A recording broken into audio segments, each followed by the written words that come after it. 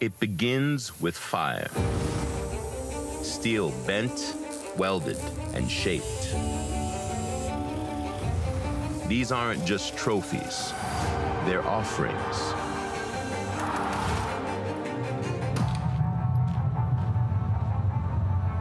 Out here, the desert doesn't care who you are. It only sees shadows and reveals who's built to rise and who will fall. What a gladiator here. It doesn't crown kings or queens. It forges them. Every feature is a question. Every landing, an answer. This is not just a sport. It's a ritual. This is Red Bull Rampage.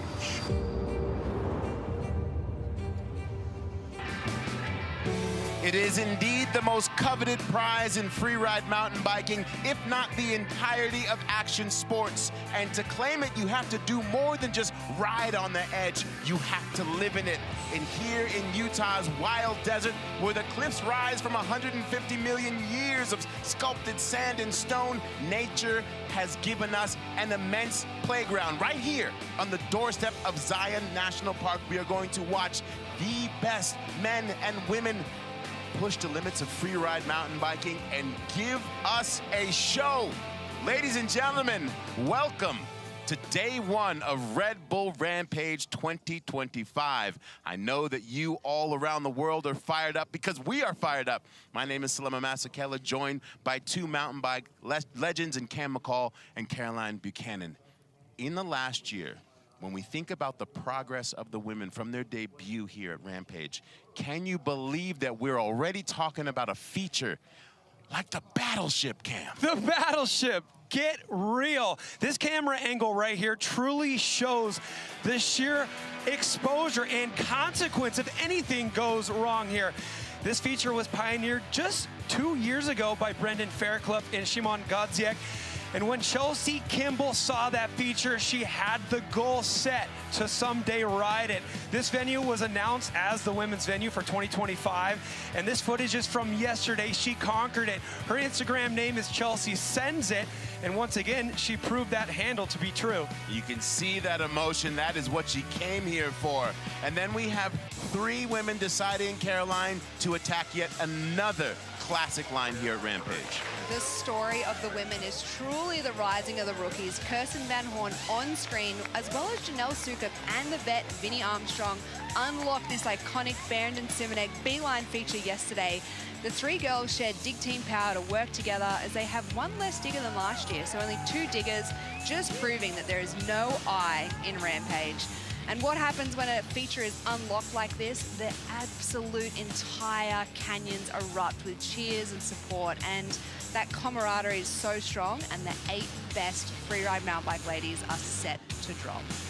As we see Vinny Armstrong with that classic veteran style, but of course, what comes with progress is injury, unfortunately, as we see Vaea Verbeeck here on this entrance getting sent over her bike, and Casey Brown. Casey Brown attempting the heaviest drop-in ever tried here to enter this venue. And I say attempted because it's only been attempted one other time by Nico Vink with similar results. Unfortunately, Casey Brown out. And CJ Selling, unfortunately, her story has ended early too, because she is a true fan with a decade of time here at Rampage. Yeah, a wrist and an ankle. We wish them all well in their recovery. Sorry, go ahead, Caroline. And this landscape, I mean, just look at it. For those of you new here, expect to see that technicality and control in the top section.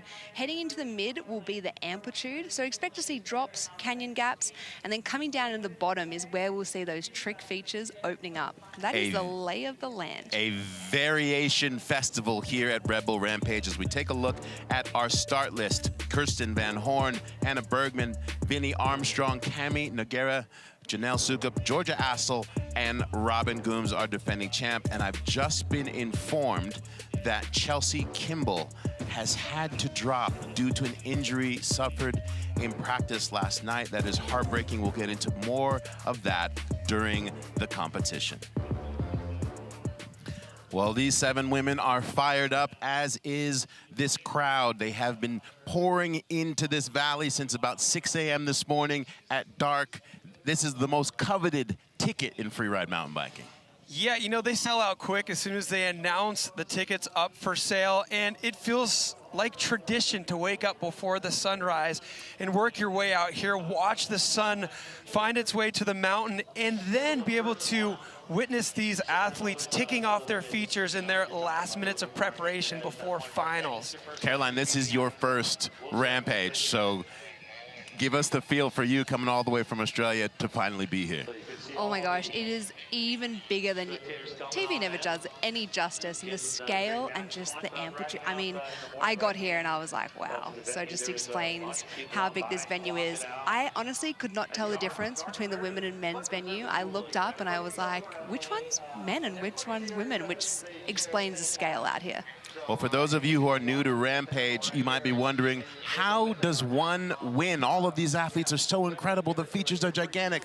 We will go down to the 4 judges tower and check in with Gully, who is our man behind the judges, giving us perspective on the mind of, and the thinking of our judging team. How's it going down here, Gully? Excellent. Thank you, Salema. We are here with the 5 judges on the panel. They are all extremely experienced. They know exactly what they're doing. And everybody's run will be broken down by 4 categories. We're going to be starting with the degree of difficulty of their chosen line, the tricks and style that they're throwing throughout their run, the control and fluidity from top to bottom, and finally, everybody's favorite, amplitude. You mix that cocktail perfectly, and you have yourself a winning run. Thank you, Jeff Gulovich. Amplitude, my favorite word. But I looked it up because I'm joking. It's not my favorite word, Yes. but I said, let me look up amplitude. It means magnitude and strength and scope. And I was like, okay, I guess I like amplitude now. Are you learning to love the word I'm learning amplitude? to love. I am. As we see the depth of the criteria here, degree of difficulty, tricks and style, control, and amplitude. How do the judges make that collection work into a score in that 1 to 100? To describe that, I would start here with something that is very unique to this event, Red Bull Rampage. The athletes have been out here for about 2 weeks choosing their line and sculpting their line with their 2-person build team. That's different than a slopestyle competition, which is another judged event we have within mountain biking where everybody's on the same course. So the judges have to put their time in walking around, figuring out who's going where, memorizing who has done what during practice, and setting somewhat of a baseline expectation for what these riders might do. Of course, these riders always surprise the judges when they drop in under pressure and rise to the occasion. But that's truly unique about this event. You look at the names of those categories on their scorecard, and I think degree of difficulty is really important. A lot of what they choose to ride on their line goes into that category, Caroline. What is one of the judging criteria that you think is going to come into play here today based on what you saw in practice? I think everything that you mentioned above, and it's that overall impression and the fact that these ladies, like, there's a huge history to get to this point here today. And it's been that 5-year journey, and I think the narrative has changed from that pressure to get into this moment. They've proved to themselves last year they can do it. They can put down a run. This year is performance. They want to do a performance run for themselves, and this venue is actually really special because it's allowing for that performer to shine. Well, imagine then being Kirsten Van Horne from Nelson, British Columbia, with everything that we just described, waiting to go here as our first rider. Now, when you're in this valley, the number one thing that we end up talking about outside of the riding is the wind. The flags are starting to blow. Put into context what wind does on a course like this to affect performance. Yeah, I think it's something we have to talk about right at the start of the show. Also, just to mention, it's common for the morning to have a little bit more of a push in wind as the temperature changes and those convection currents are doing their thing. So the wheels become sails. That's why the wind is such a factor. The direction of the wind really makes the biggest difference. If you're experiencing a tailwind and you're going off a big feature like we see on screen right now, the biggest feature at this venue called El Presidente, it's 53 feet point to point, meaning you're going to be in the air for a while. Your wheels become sails. If it's a tailwind, it's going to send you deep. You're going to have to brake more to compensate. If it's a headwind, you're going to have to work for your speed a little bit more. If it's a side wind, don't ride. It's going to kick your wheels out from under you, and it's really hard to land an air of this. Here you go, Salema. Amplitude, an air of this magnitude. I think on paper, you're looking at Kirsten Van Horne, a rider who is technically a rookie, but watching her in practice yesterday, she's looking more like a veteran. I think it's smart what she's doing right now. I mean, she comes from Nelson. Who else comes from Nelson? Kurt Sorge, as well as a whole host of other legends. There's something about that little nestled community there in British Columbia that really breeds specialty riders. And the other thing that really happened this week too is the rain. It changed why we're delayed a day. It has changed for the riders. They've had to adapt to digging in the mud, creating some drainage, and it's allowed the course to be less dusty. So the speeds have checked up. They've had to allow for that differential. So that's a big change out here in the desert. That really is a main feature. It's been the star energy has been the rain the last 2 days. We had to actually postpone competition, but now the course looks perfect.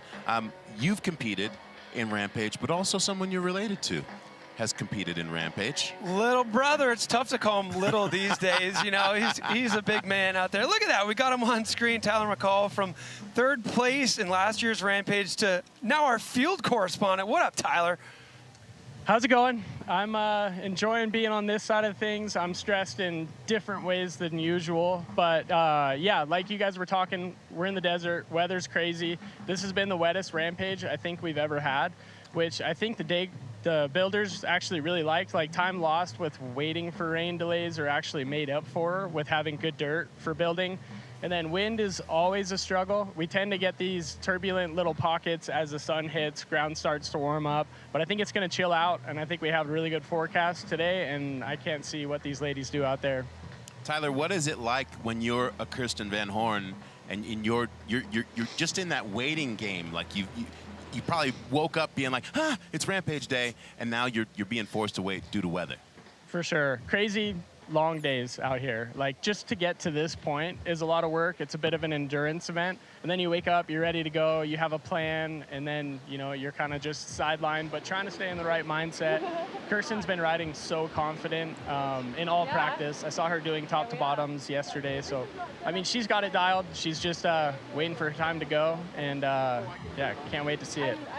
We're going to try and listen in. Thank you so much, Tyler. You're all good. So when you're about to drop off, it's also not fully plugged in at the bottom. Oh yeah, that rubber piece won't just because of the jersey, but the switch is actually kind of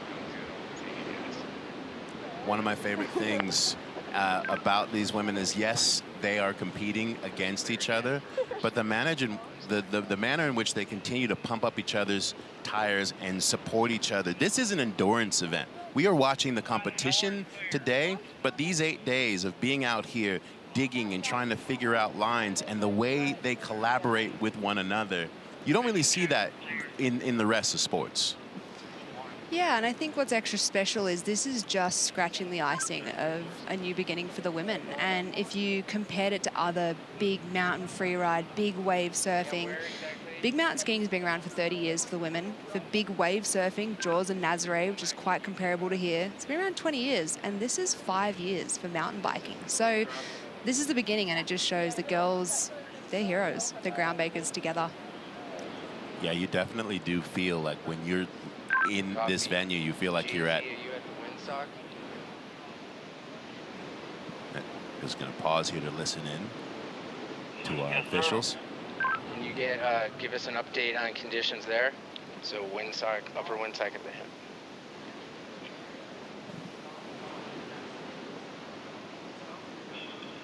Same as Womack. Copy, thanks.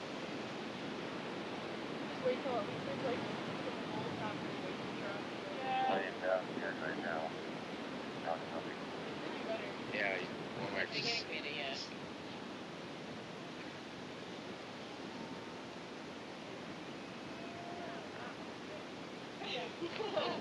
Don't go the wrong line. 1, 2, 3, middle one. Yeah.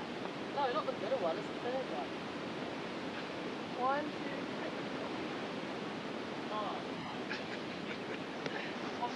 What are you seeing, Cam?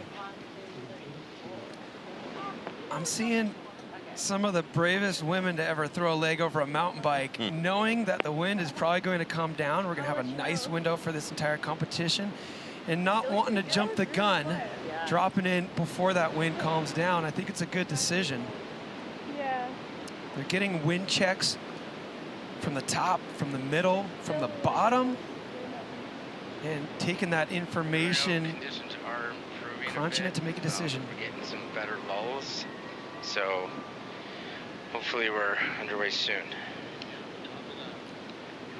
Are you good with both drones, or you still need?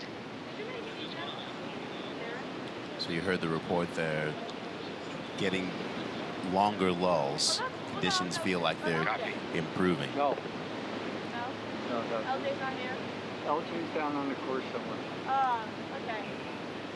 Because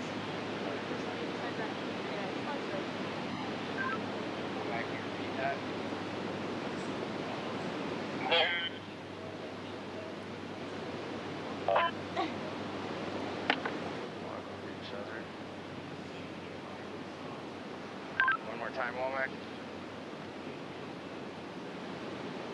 Or other people waiting on what the status is right now. Yeah, we're just waiting on conditions. Womack, can you give an updated one at your location? Yeah. Because it might lull for a bit and then it will be good, so just wait for it. Copy.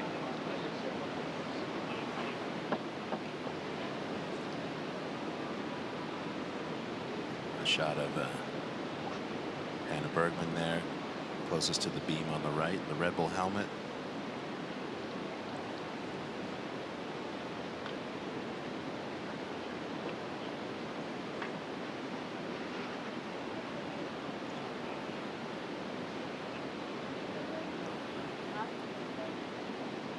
How do you feel? I'm going to try and see if we can get an actual look into the mindset of Kirsten right now. Kirsten Van Horne, can you hear me? Hi, this is Salema down in the broadcast. I'm with Cam McCall and Caroline. Where's your head at right now? What are you experiencing up there? Yeah, pretty cool to drop. We just haven't had really any practice this morning, so yeah, nice warm-up run. Full send warm-up run. Yeah, pretty much. Does the wind feel like it's starting to lessen a bit? Yeah, it's promising for sure. Yeah. So. All right. Well, we'll let you get back into your mindset. Thank you for even taking a second to talk with us. Thank you. It seems like it's yeah. As you see, Janelle and Vinny showing some love to Kirsten. Let's go, Kirsten. And right there, she's got goggles on. So, that was girls, a big statement. Run down. Yeah, insane. We haven't had much practice, and so this run is going to essentially be it. Copy that, Bruno. I'll tell you what, watching her in practice last night, girls are coming down. She was looking so comfortable. And so with the right conditions, we're about to see a great run. All right, in 2022, Kirsten Van Horne was invited to dig at Red Bull formation, and that experience left her starstruck and really sparkled the dream of competing here herself. Yeah, this venue, I came and dug for Veronica Sandler in 2022, and that was my very first mountain bike event ever. And it was just a week of me fangirling over all the girls here and just, yeah, putting hard work into making the line happen, and it was really what just allowed me to come into the sport. As you see Kirsten's line here, you're going to see this for each rider. What are you seeing off the bat here? We see the graphic of the line map right below her name, and then bottom right-hand corner, a little bit of a progress bar, giving some insight into that baseline expectation of what this line could potentially be worth out here. You see those judging criteria categories, and you see how far that red progress bar goes. You see a strength that the judges are expecting for Kirsten Van Horne there, fluidity and control. These rankings here were created by our judging analyst, who is our fly on the wall, spy ears to the ground by the judges tower, Jeff Gulovich. But also keep in mind, there's the possibility for surprises as well. We were watching Kirsten last night experimenting with some tricks. You see that category a little bit lower because they weren't expecting it when they made these expectations. And we will have to wait for the run to see what she pulls out. Maybe she's getting the tunes going there. Yeah, it looked like she might have been press and play. Goggles on, tunes playing. Kirsten grew up horseback riding, and when she got on the bikes, it just changed the entire direction of her life. Legend has it she couldn't talk the horses into riding down cliffs, so she got a mountain bike. Van Horne. 3, 2, 1.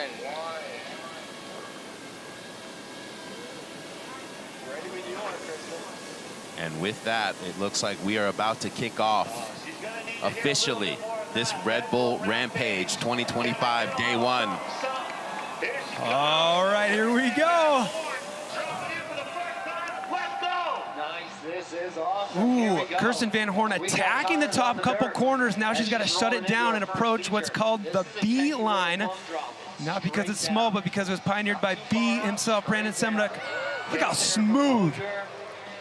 So controlled. The benefit to the ladies yesterday, they pieced together a top to bottom run. So in moments like this, she linked these sections yesterday, and that's going to give her great confidence coming into this first run. Big tabletop as she swoops down. Here we go, big step down coming up for Kirsten. She decided to trigger. There she goes, a suicide no-hander, sending it pretty deep down the landing as well. That has to be the biggest suey drop that we've ever seen from the women. She unlocked that one yesterday, and she's going to have that sigh of relief to know that that is a massive run. The rookie kicks it off, Salema. To be able to stand up there with all of that pressure on her shoulders, battling the wind and the weather, and then have that full pull top to bottom. Kirsten Van Horne repping for Nelson, British Columbia, and you can see the sigh of relief. And she's dug here for so many years for Vero Sandler, and finally, it's her moment. I loved how she attacked up top, but then she shut it down because you can see she goes a bit deep on that step down as well. She was landing higher up yesterday in practice, kind of that extra level of energy you have when you're dropping in for your competition run. She has so much control. For a rookie, she does not look like she's a rookie out here. One thing that I love about her is just that steeziness, and I think when you're confident and you're showing that much comfortability on the bike, like, she's really in a confident place. Ooh, look at this. Here comes that suicide no-hander. You said it, Caroline. Can you think of a time, wow, where there's a bigger step-down suicide no-hander from the women's category? No, I mean, we've seen some massive ones like in Red Bull Joyride in the slope style. But that finish drop at Joyride was definitely smaller than this one. So I think she's stomped that. We can pretty clearly say that's the biggest one we've seen so far. I'm giving her mobility points because she almost high-fives herself from behind. I thought for a second that she was losing the pinch. In order to do a suicide no-hander, you have to secure yourself to the bicycle by pinching the seat with your knees. And if you don't have a strong enough pinch, the bike starts falling away. What a warm-up run. Yeah, well, it's always nerve-wracking to kick off Red Bull Rampage for spectators, even those who are part of the broadcast. But what is it from the perspective of an athlete? Yeah, it's pretty hectic, but weirdly calming in the run. Yeah, glad the wind played ball and it was calmed down a bit, but stoked to be down here and stoked to see everyone come down. Let's talk about that drop and that suicide no-hander. That thing was massive. What was it like for you? Intuitive. I don't know. I just did one last night, just like the very end of practice. It was getting dark, and so I haven't. Yeah. just tried to do it again today, and thankfully it worked because, yeah, wind and a bit of hang time, yeah. And coming into this Red Bull Rampage, you are a rookie. It was just a few years ago that you were actually digging. What's that journey been like up to now? Yeah, it's so surreal. Like, never in a million years would I ever thought that. And yeah, owe it all to the people around me, and like Vaea for letting me dig last year, and just, yeah, Katie for putting on formation. Like, such a cool crew. Well, you have arrived, and an 82.66 puts you into first place for now. Thank you, Tina Dixon, the fourth member of our team, getting the stories at the bottom, and we are psyched to have that full pull from Kirsten. As we head up to the top with Hannah Bergemann. Last year, an Achilles injury sidelined Hannah. And she was so pumped up for this Red Bull Rampage debut, but true to form, she is here, she is stronger, she is focused, and we are going to see her go big with technical big tricks. Yeah, this venue is super special because it's the very first venue that I ever did an event at. It was the first formation here in 2019, and then another formation again in 2022. So we've dug, and I've had an event here 2 times already prior to this Rampage. And so, yeah, I've gotten to make some marks all across the mountain, and now we're making some new ones. Cam, last year Hannah was not stoked to watch from the sidelines. 100%, and we were lucky enough to have her in the booth with us, but everybody was saying, you know what, who is the rider to beat at the first Rampage? Everybody was saying, could be Hannah Bergemann. She didn't have the chance to ride last year. This is her big moment. She's such a top contender. It's crazy to see her dropping so early, second rider to drop. But take a look at these baseline expectation rankings. Difficulty progress bar is very close to that 100. She has chosen a very tech line here. Vaea's line is where she adapted her plan to after they decided that the Nico line wasn't worth it. Caroline, what do you love about her riding? Hannah Bergemann. She's ready to drop. 2, And 1. what I love is this drop in and so much exposure. This is Vaea Verbeeck's line.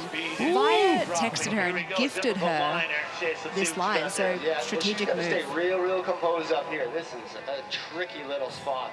But this is Vaea's run that she was going to be doing. Hannah took it over, and it comes out and around the side here. But boy, a lot of so smooth over that into a big canyon gap now. Going pretty deep, but controlling. Oh, we got a drone down? That was not Hannah. Doing tricks. Yeah, she's got that ski racer background, so you can see in her body position, she's got so much strength. She reads that terrain, and the technical precision is one thing I love about Hannah. Here we go.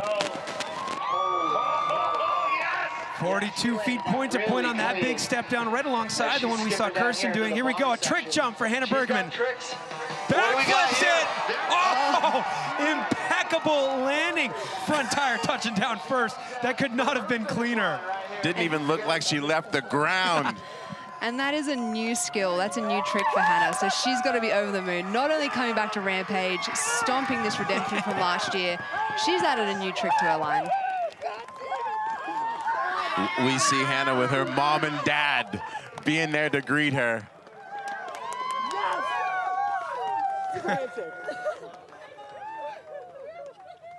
I like the under knuckle fist bump. That's inside the family.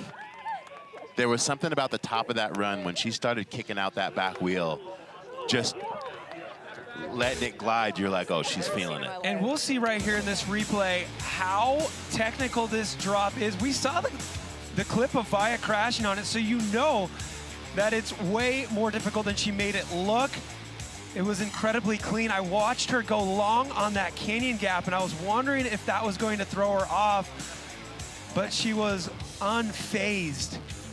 And what the riders do when they are getting those skids and they're like slapping the dirt, sometimes it is just to break that traction and wash off some speed so they can take the pressure off their forearms and not have that over braking. I mean, you couldn't ask for a better landing if you tried, right? That's textbook. And another thing, you know, she's making everything look easy in this run, which is going to help her score. But also, just to shed a little light on how tough that backflip is, she's coming into that feature incredibly fast. You have to be on the brakes all the way into the takeoff. And it's easy to brake too much. It's easy to brake not enough. She did it perfect.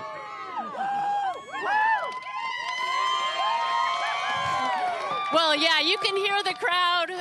They are excited. Hannah, you've got to be excited. Last year you were here, but you were on the desk with us, and I'm sure I speak for everyone when we're excited to see you riding. How much did not being able to compete last year feed into today's riding? Yeah, it's extra special for sure getting to be here after missing it last year, but honestly, it was so amazing watching the girls do what they did last year, and I'm just honored to get to be here and be part of it with them, so yeah. But coming down top to bottom, give us your assessment of that run. Wow, that was exactly what I wanted to do. I couldn't be happier, honestly. Didn't get any practice this morning, so I was a little nervous at the top, dropping in without any warm-up, but Rampage warm-up, it's good. Anna Bergman, welcome to Red Bull Rampage. All right, Jeff Gulovich, our resident Gene Steratore. What are we thinking there from the judges' perspective? That was an outstanding run. Hannah came in extremely confidently. She was slashing around up top. She came around that line that Vaea dug in. Big old nasty turn, has to control her speed, 2-stage drop, and then she's just absolutely charged the entire line top to bottom. That canyon was no joke, overshot a bit, held it together with great composure, flowed through the remainder of her run, nailing the XL drop next to the Hoff, and then finishing off with probably the cleanest backflip I've ever seen in competition. Her front wheel came down quickly, rotation came around, and it didn't look like there was any body impact at all. If I were on the judges panel, this would probably slot into first from me, but we're gonna have to wait and see what they come up with. All right, Gully. And for those of you at home, Jeff Gulovich does not hand that out for free. It's not what he does. Yeah, there's not a lot to be critical of in that run. I can't think of anything. I mean, here we go, score coming in. She needs to beat 82.66, Salema. An 89.33. I personally thought we were going to be in the 90s. They are flirting with the 90s right there. Such relief for Hannah. I mean, the highs and lows of this week, winning that scissor paper rock with Casey, seeing a friend go down and having to strategically change her line. I mean, this week just shows as a champion athlete, she's had to go with a plan A, move to a plan B, and she's nailing it. Oh, look. As we head back up to the top, you see the next 3 to drop. I mean, you could not ask for a better day. And as we take a look at the Queen of Whips, Vinny Armstrong from Queenstown, New Zealand. She is known for her effortless style, and she has won so many medals throwing that bike sideways with her trademark 90-degree whips. I'd say the biggest challenge in my line is probably going to be like maybe wind exposure, and there's a lot of features to get through, so just remembering the features and ticking them off. So let's see what Gulovich has come up with as a baseline expectation quality rating for this one. Yeah, this makes sense right here. Fluidity and control. If you know Vinny Armstrong, that is very much her strong suit. And watching her in practice, she's another one whose head does not move. She lands right at the top of the landing, makes it look easy. And as you said, Salema, she's known for her big whips. There's some opportunities to show that off down here. Not afraid to lean off the side of the bike. And she's come into it really strong with that from last year, she gained that experience of how to communicate and coordinate with the other teams. And this year, her goal is to go slower. Here we go. Vinny will be working her way over to the same start drop as we saw Kirsten drop into. Look at this. Let's see how she handles it. Controlling that speed. Because it's about ready to get crazy. Going off that B-line drop. Vinny's background's a downhill racer, so as you can tell, she's moving and she's really comfortable with the speed. Last year, she said she heard that gate drop and she was like, I'm back in that racing mindset, and it kind of cost her. So I know she's going to be telling herself in her head just to slow down. That's that style we're talking about right there. Hanging a foot off. It's a different hip than we saw Kirsten hit. Longer one going to the left. Ooh, a little nosy on that one, but clean. And the benefit she has is she's that graphic designer and that artist, so she brings that style and she is able to read the mountain and pick her line, and just shows in that build. Nice whip over the trick jump and then sailing it off that final step down hip. She said of her racing career that she enjoyed it, but her heart was always in the air. As Vinny Armstrong showing the flair.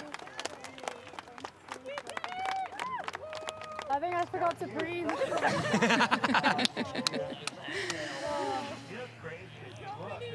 Well, if that doesn't give you a glimpse into what it's like to be on this course, nothing will. That's so easy to do, actually. You're so in your head. You're so fired up for this moment. It's super easy to forget to breathe. And when you breathe, it allows that bike, it allows the suspension to work properly. So the bike knows what to do, and you just allow that moment to happen. So as you can see, she's got that just typical Vinny Armstrong steez about her. Steez is a good word for it. If you never heard the word steez, it means style and ease. And Vinny Armstrong kind of has like a laziness to her riding, an effortless laziness as she dangled that foot off over that left-hand hip. She went a bit long on the Hoff step down there. That thing is 38 feet point to the sweet spot. And we talked about how she likes to lay off the side of the bike. That was a good example there. It was, and both Janelle, Vinny, and Kirsten all shared this same line. So they were able to guinea pig. They were able to say, hey, you test this feature first. Let's work together. And they stepped through this moment. Jeff Gulovich, your thoughts? That was such a smooth run, more or less exactly what we expected from Vinny. She just has that super lazy style, hanging it out off the bike. That 1 foot table was clicked. It was beautiful on the Grinch hip there. And hands down held as one of the most stylish riders in the field you're seeing today, among all riders everywhere. One of my favorites to watch, and I'm super stoked to see that. It was a clean, smooth, reserved run, and we can only expect more from Vinny in her second run. Great assessment as the judges will drop their scores. What do the judges have access to for review? They get to see all those camera angles we just saw in our replay, but they can ask to see them as many times as they want. They can ask for multiple angles, and that really helps them break it down and make sure they're not missing anything.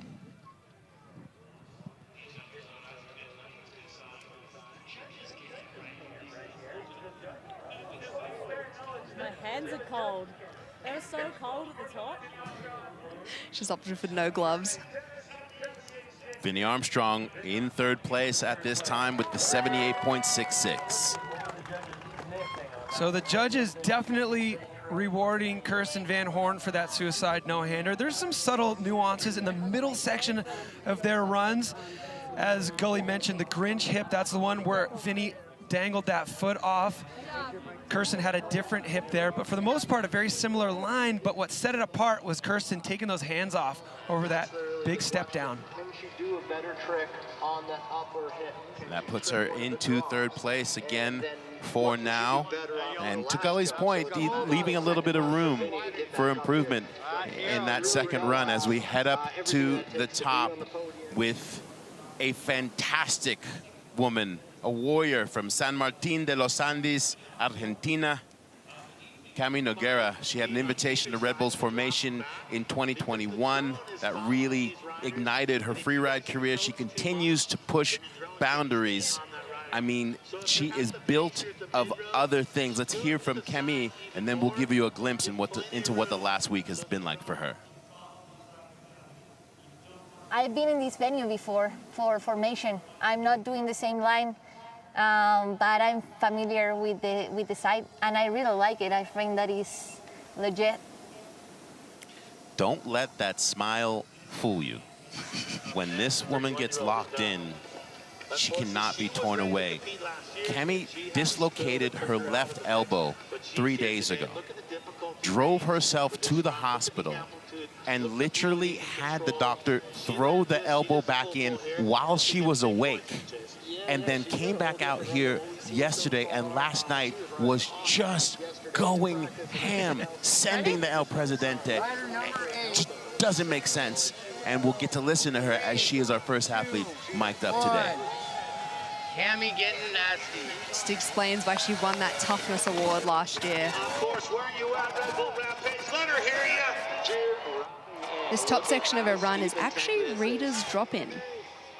So Brett Reeder said it's an absolute honor to see history being rewrote here today. Let's go! That was so heavy.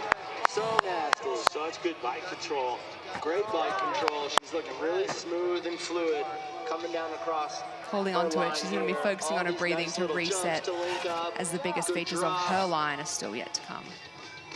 Get her down into the meat of this all. That's a big drop here. She opts to skip that jump. That was a change of line yesterday. For this drop, Brad. Let's go, Cami! She went so long.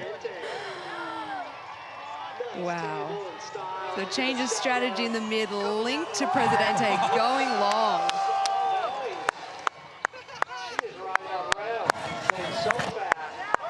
Vamos. Vamos. Cami Nogueira.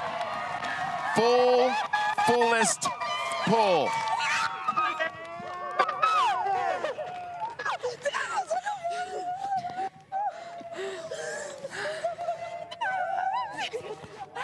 There you see her dig team, and let's not forget the slam that Cami took last year to the head, where she was concussed and unable to compete. So much passion and emotion. Her energy and her outlook are truly just her biggest skill set. Okay, crux right here. Romeo Santos is what she has named this shoot. Look how rowdy she got here. I can't believe she was able to hold on to that left-hand berm, but that was not the biggest feature of her line. That was yet to come with El Presidente, which measures at 53.5 feet point to point. That's if you land at the top of the landing. You see her get on the ponies right here, sprinting her heart out, saying, I'm not gonna tag this thing, I'm gonna go deep. Look how deep she goes. And holds on to that one as well. There was a level of aggression in that run that we haven't seen yet today. That angle really shows how deep. Watch her head. Now, amplitude, I know we're on the fence of that word in general, but that's an example of how you can take a feature and send it deep and get that score category up. I fully embraced amplitude now. We see the judges having yet another look, and Tina, I can't imagine how happy, and after everything that this woman has overcome. Oh, absolutely. In fact, Cami posted on her Instagram, the dream is bigger than the pain. How true was that, especially with that run, because what you did there was magical. So true. I can't believe that I'm riding. I dislocated my elbow 3 days ago. I was giving my 100% to be able to do this. So my dream came alive, and I'm so stoked. I did my goal, so I'm so happy right now. Not only did you do your goal, you had, as you described it, the spicy chute up at the top, and then you were pedaling so hard into El Presidente. When you landed that, what was your reaction? I don't know. Not much reaction, but the chute at the top was spicy. I entered fast. I don't know. I'm just so happy that I did the whole thing. Cami, it was so great to see you able to ride here at Rampage. Thank you so much. Vamos, Argentina! Vamos! And the score for Cami puts her in the second place with the 87. Woo! Let's go. Huge run. Spicy. Spicy. As we head up to the top, we told you the women were going to make a statement, show you the depth of progression here in year 2, and they are not messing around. I already started it. I already got the 1 minute, so. A big happy birthday to this girl. She turned 20 and is the youngest competitor in the field here today. Cam, I couldn't imagine being 20 and dropping into this. Yeah, Janelle discovered mountain biking in 2019 when she and her brother bought their first bike for 500 bucks a Craigslist bike. And she is already known for her smooth style and her love of just sending it. Yeah, just excited to ride bigger drops and get out of my comfort zone a little bit, but also still, I guess, ride things that I really like and just make them a little bit bigger and make it a little scarier than normal. So that's what I'm excited about. And then just, yeah, add a little bit of tricks and steez in there and make it my own style. Janelle is mic'd up, so we'll be getting to listen in. She liked that $500 bike so much that she grew up riding ATVs. She sold her ATV to get her first real bike. What are you seeing in this line here for Janelle? Well, we're going to see her go beeline off the top. That's what we saw Kirsten and Vinny drop into, and then into Come On, which is a step down you got to brake a lot into, and then into the Hoff, which is that final step down before the flat section that we saw Kirsten do a suicide no-hander on. If you're looking at her baseline expectation, bottom right, fluidity and control is a strength that we're expecting out of this run. Janelle Soukup, 3, 2, 1. Colorado kid. And her bike says first rodeo. This truly is her first rodeo, dropping into the world's biggest stage of freeride. You hear the brakes, Janelle wearing a microphone, so we're going to listen in. Huge heavy landing. She said it took her an hour to hit that, just welling up. She's gone deep coming off that and conquering those fears. Coming up onto the Bama Ridge. Get this hit. Yeah, staying nice and smooth. As she comes down here, this is a big one. Oh, rubber side down. Exactly. Hitting the spot where she needed it. Boom!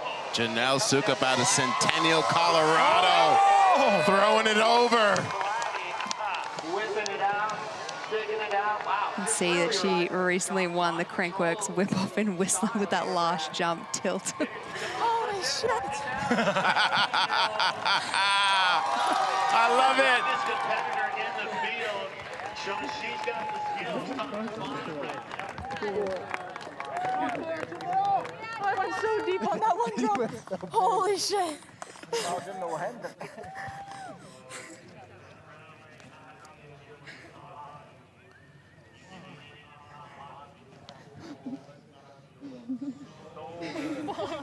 Mom, take my mouth guard up.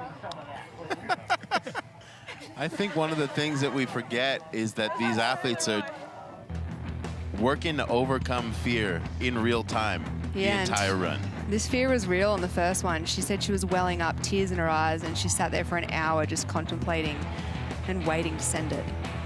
I think the holy S-bomb down at the bottom was like, did I seriously just make it T to B, top to bottom at Red Bull Rampage?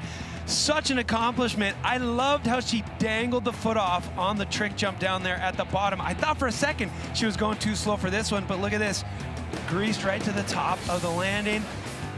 We're about to see, after this long step down here, that trick jump where she leaned the bike over sideways, hung that front foot off. It's a great angle to view that air from as well. How did you spend your 20th birthday? Oh, I was just going to T to B at Red Bull Rampage. How about you? And making it look good. I was deep racing BMX, but for Janelle, she actually crashed earlier in the week and extended her bench cut to be safer, broke so many parts on her bike, and what a reset. Full reset. And as we run up the numbers, a respectable 75.33. She likes it. She says, okay. As she said, I'll take it. We look forward to what she will bring in run 2. You can just feel that youthful energy. She's stoked to be here. Especially after you've put your first successful Red Bull Rampage run in your back pocket. The confidence just grows from there. Well, as we thought might be possible, Hannah Bergman saying, hey, I wasn't here last year, but I am here, and I am here to beat in first place. But Cami Nogueira just right behind her, followed by Kirsten Van Horne, the rookie, Vinny Armstrong, and Janelle Soukup in that top 5. Does your Ching Squad have merch? Georgia Astles does. Last year, she was our second-place finisher. She's what you call a free racer. Very, very calculated. The precision and speed and control of Georgia is well known. We saw from last year, she came into it and she was that little quiet assassin, and she has that diamond ability that she's able to form under pressure. So she builds throughout the day, she builds throughout the week, and then she's able just to lay it down in those final moments.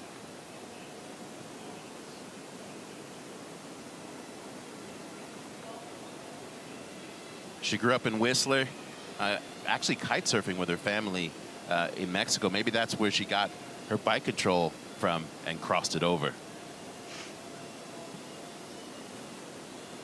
I think that just keeping it smooth the whole way down. Last year was pretty straight down. It was a steep venue.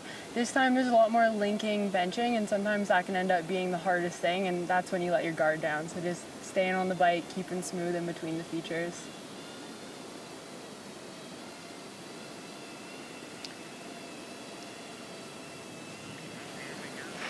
So this start, she's got her own entry off of the main ridge.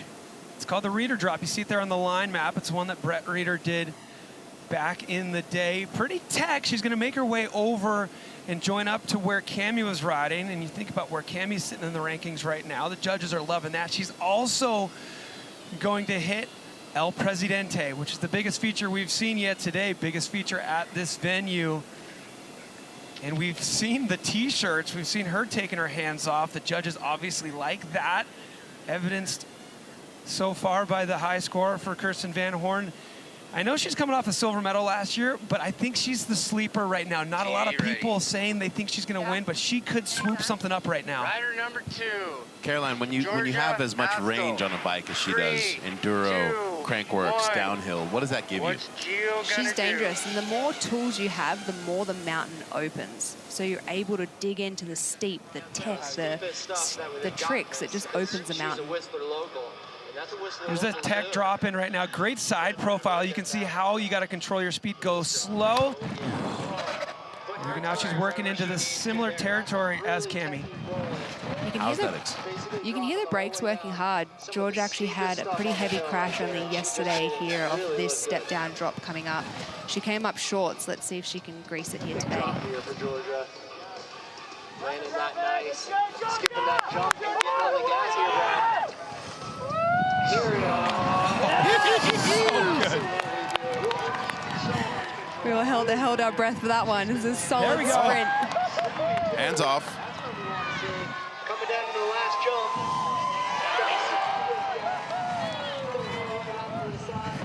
Still staying on the gas. What has she got left? Big run, and she's staying with Casey. So they came into the week wanting that camaraderie. She's had that mental hardship at home, and look what she's done.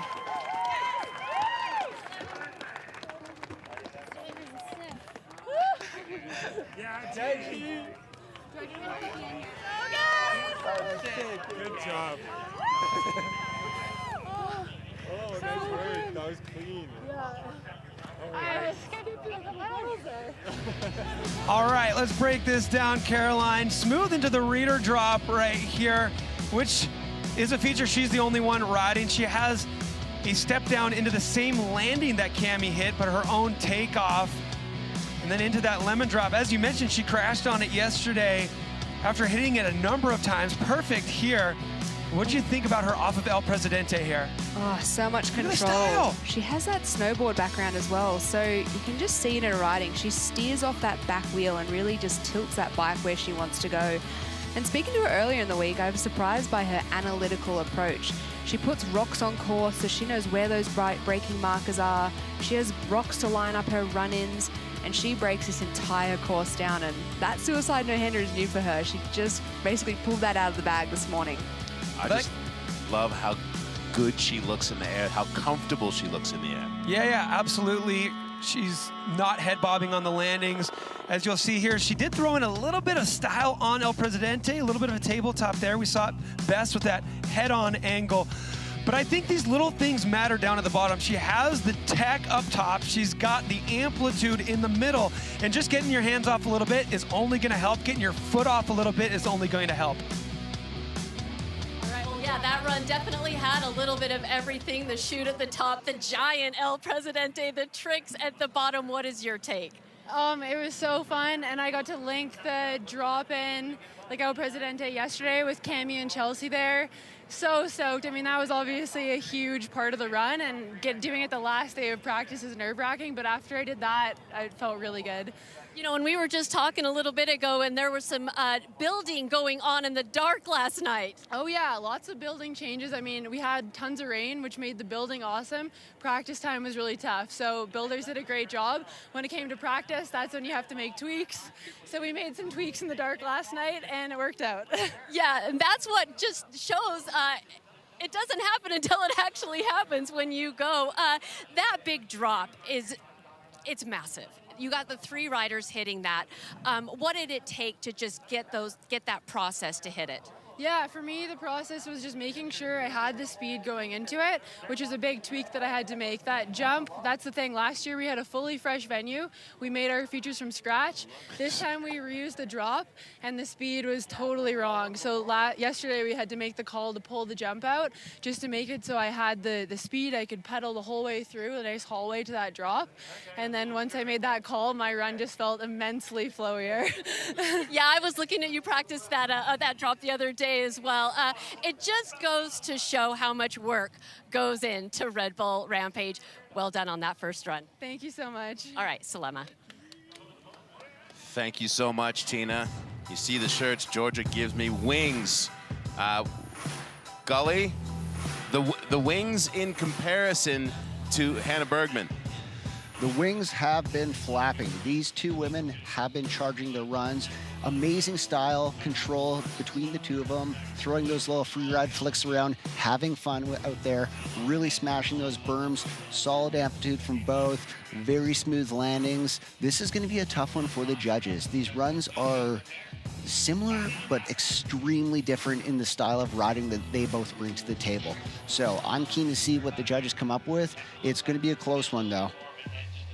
All right, I'm not going to put you on the spot this time, Gully. We'll wait for the judges. But it wasn't as good as in practice. I was losing my pedals a little bit down there, just getting a little extra. The numbers run up. And just behind Hannah Bergman, Georgia slides into second place. Second last year and sitting in second here again. Just shows the judges are really rewarding that backflip. I also like the way, as soon as she heard that score, she looked back up to the top. Yeah, right? Can you get those hands off of Presidente? Because guess what? That would crank that score. So she's already starting to think possibly of what it could be as we take a look at our leader. Hannah Bergman, again, an Achilles injury last year as a veteran of the Achilles club. No fun. An incredible recovery for her. As we head into the top with our defending champ, Robin Goomes. She is just a name. I'm most excited about putting together a full T2B run. I've got some trick ideas, like the features we've got kind of align with what I want to do. So yeah, just excited to get a run down. Before Robin interrupted me, I mean, what hasn't she done, right? First backflip at Crankworks. Obviously, the 2 backflips here, heard around the world at inaugural Rampage for the women. What is it about her?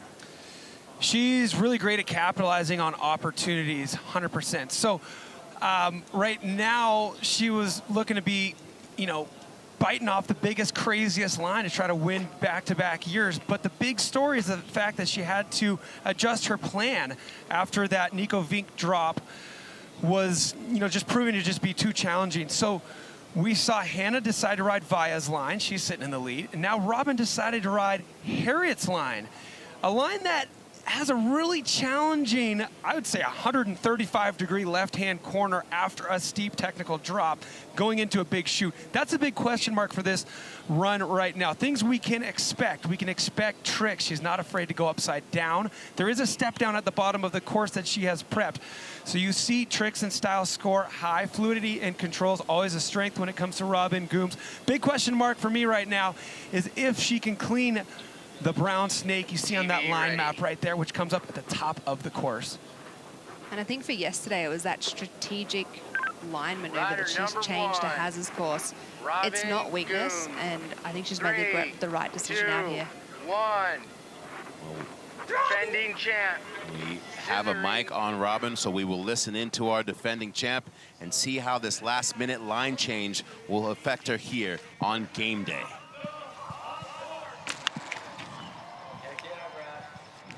Nice.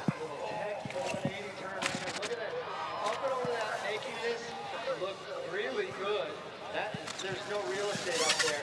As she drops into this chute, where it gets nice and playful here. Bringing some speed down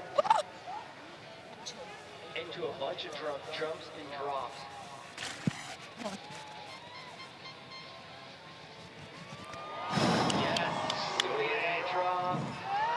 Come on. Backflip Barbie at it again. Wow, after the no-hander. And that top part was so rowdy. Oh, a little crank flip. There's 3 tricks in this run already, Cam. And she's got more. Oh!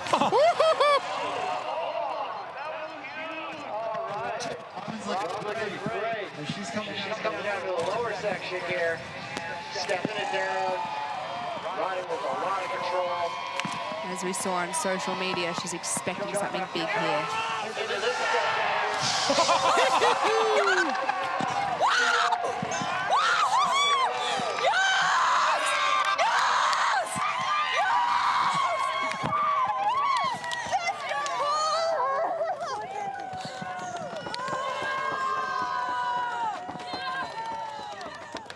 I don't know about you, but I got goosebumps. So many personal fear moments just in the demon silenced. That backflip on the step down, she crashed in Innsbruck Crankworks. She only just conquered that yesterday. She had to pivot and adapt to Haz's line. Her friend crashed and was out yesterday. So many moments. So much to talk about here. Did you see the front brake nose pivot to get around that right-hand corner here? They adjusted the line late last night, early this morning to make this work. Such a great idea to be able to improvise and make that line work. I was thinking her chances were going to be smoked because of how challenging that adaptation was once she decided not to ride the Vink drop. But look at all the tricks she packed in here, and look at the execution of them. Good suicide no-hander, perfect backflip, straight to the top of the LZ, and another suicide no-hander. Coming into the final section of this course, I don't know about you two, but I was feeling what she must be feeling. It's just this superhuman potential of winning Rampage and feeling like there's nothing in your way. It was so flawless. I actually started to get nervous as she was coming into the bottom because I was like, my central nervous system would have just gone on override. Yeah, and for her, she has that military background. She's got that warrior. She's a Kiwi, and you see it in these moments. She's a performer. She rises to the occasion, and she just linked 5 tricks in a run. Robin Goomes, the defending champion. But let's talk about that top section first. I was watching you late last night as you were trying to figure out how did you make it work when it mattered? Yeah, I had a bit of a last-minute feature change to get off the top of the hill. So last night we were testing it for the first time. Didn't really know how it was going to work. It wasn't quite right, so we tested it just before dark. My boys have been out there, like, not even my boys, so many teams kind of came together to help us get that bench in after, and honestly, I have so many teams to thank for, like, finishing the line this morning. Yeah. Did you even get a chance to go top to bottom, practice that at all? This morning, yeah, just before the run, first time. But not only that top section, and then you just jam-packed it full of tricks. How would you assess that run? I don't know how to assess that, but that was my goal for my first run. I'm really stoked to do everything I wanted to do. I feel good about it, so hopefully everyone else does too. Oh, I'm sure they do. Coming back as the defending champion, what has the pressure been like? Has there been any pressure on you? Yeah, of course there's pressure. It's internal. I put a lot of pressure on myself. It's not so much external, but there's a lot of, there's a lot of expectation now, like you've done it once, you can do it again, and everyone wants to see that happen. I want to see it happen, so yeah, just making it work. Well, Robin Goomes, trying to. I'd say you were trying and you accomplished it. That was a phenomenal first run. Thank you, stoked. Thank you, Tina. The key thing there for me was that's what I wanted for my first run. We will go to Jeff Golubic for some compare and contrast with our leader, Hannah Bergman.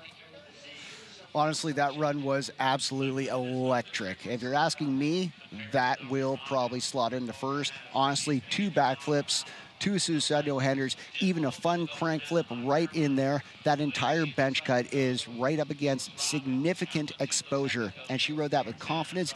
Even just the little nose pick at the top to turn into her line. Do you know how difficult that is when your heart is at 160 BPM? I cannot believe how well Robin held this run together, and I personally would be surprised if she did not jump into first place right now. I'm blown away. Great job, Robin. Thank you, Jeff. We love when you put it on the line. Show us your expertise. Will the judges agree? Our defending champ, the numbers running up, and 89.50. So that puts her in a first by like a very little bit.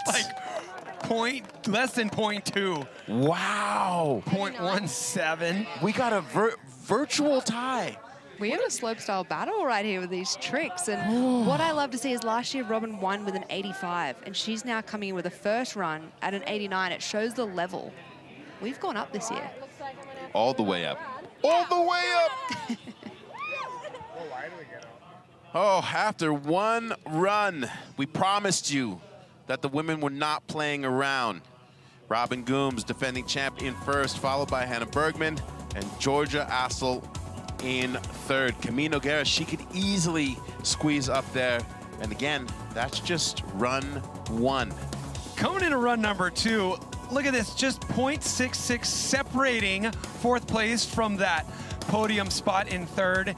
And then just that 0.17 separating the silver from the gold.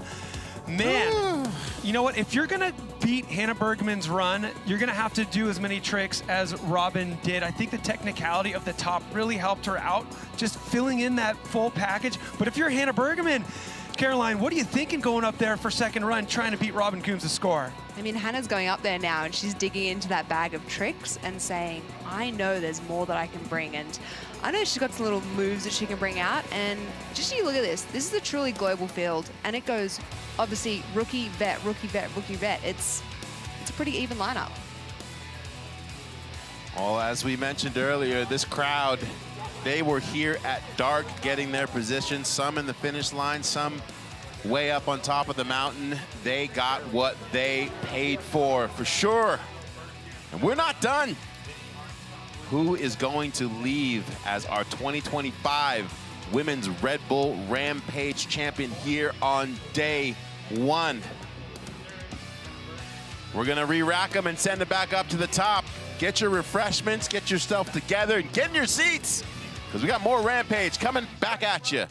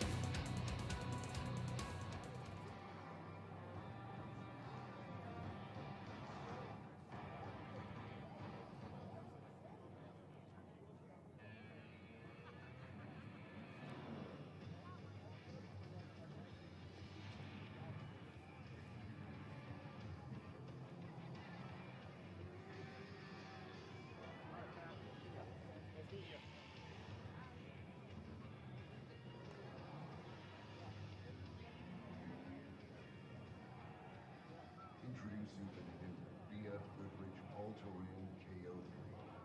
Legendary toughness made tougher. Vaea Verbeeck, what are you looking for?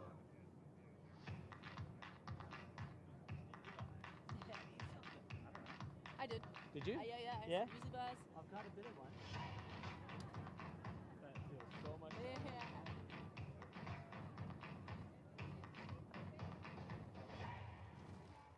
Let's see what's in them. Hey, what's the bag lunch?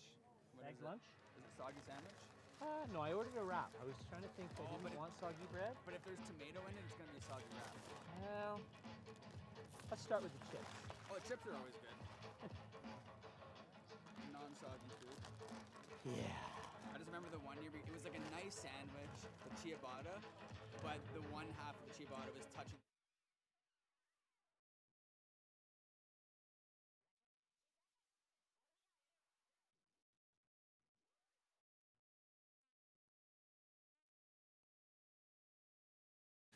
History made here for Hannah Bergemann as she dropped in at her first Red Bull Rampage.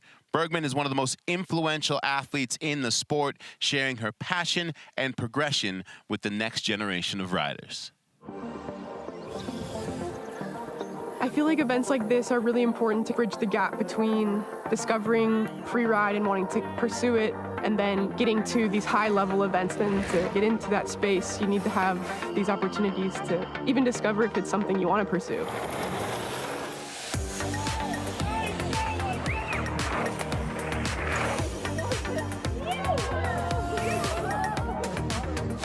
My name's Hannah Bergemann. I'm 28 years old, and I'm from Hood River, Oregon, and now live in Bellingham, Washington. I would say my strengths are in steep, techie stuff. Hannah is just very dialed. Like, she's calculated, and she understands what she needs to apply. On the outside, she's always so calm and collected. I don't know what happens in her head. I think she's just put a lot of effort into whatever process she uses to do the thing she wants to do. I always say that I think that she's the best free rider in the world. She's so complete. She have everything. She have all the skills. She's got more send than me. I would say equally calm, cool, collected, a little more send. I can't believe we're already back here in September and leading into Rampage. It's in less than a month. We're going to be out there digging. So exciting. To come back for the second year is pretty dreamy. Last year I was hobbling around with a boot on, and this year I'm hoping to be fully sending it down the mountain on my bike. The moment that I got injured, that was the first thought that came to my mind. I'm gonna miss Rampage, and it was absolutely devastating. The first year I've really been looking forward to, been dreaming about, and was like so excited about this invitation. So then to have it kind of taken away from me was very heartbreaking. Being at Rampage was actually a really awesome experience. Getting to watch the girls compete for the first time and kill it was 100% positive. I had such an awesome time. The girls showed everyone that they are meant to be there. All of them rode amazing, so watching them fulfill that dream and bring it to fruition was just as sweet as if I had been out there too. Now it's just like, yeah, now we're gonna take it to the next level.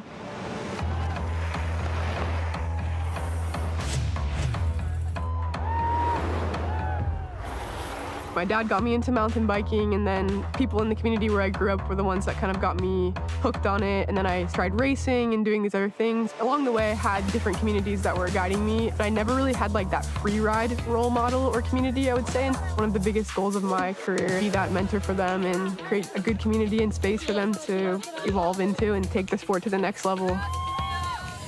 I created Hang Time in 2021. I just kind of wanted an excuse to like invite my friends to come ride with me on these big jumps, get everyone together and invite kind of all the up and coming riders, ride together, learn from each other, grow the sport, build the community. That's kind of where the name Hang Time came from, because it's a play on catching air on your bike and then also spending time together, community building, connecting. I feel like I met a lot of my really close friends through Hang Time actually. I just want girls to come and ride with me, and they came and like we're close, and it's the best. Honestly, it's so amazing. She's one of the girls that care the most about other riders and giving the opportunity to be part of these kind of events and be part of the mountain bike community in general. But that's what makes Hang Time so cool, is that Hannah gives the opportunity for riders of quite a few different levels in their career to come together and ride and progress and just get whatever out of it that they want. They can see there's space for everyone, and as long as you're fired up, it's gonna work out. feels amazing to be able to be that mentor that I didn't really have getting into the sport and provide that for them. And there's a few girls who kind of started by coming to my event hang time. Kaya and Lucy and Janelle are great examples. Janelle's in Rampage this year. Kaya and Lucy were on the alternate list. Just an example of how by letting them into the space, by providing them with a solid platform, they can decide that, like, yes, this is something I want to pursue, and then pursue it and take it to bigger things. Like, a big goal of mine is to try and create space for the next generation of riders. This is one way I can give back to them, but also I just love it too.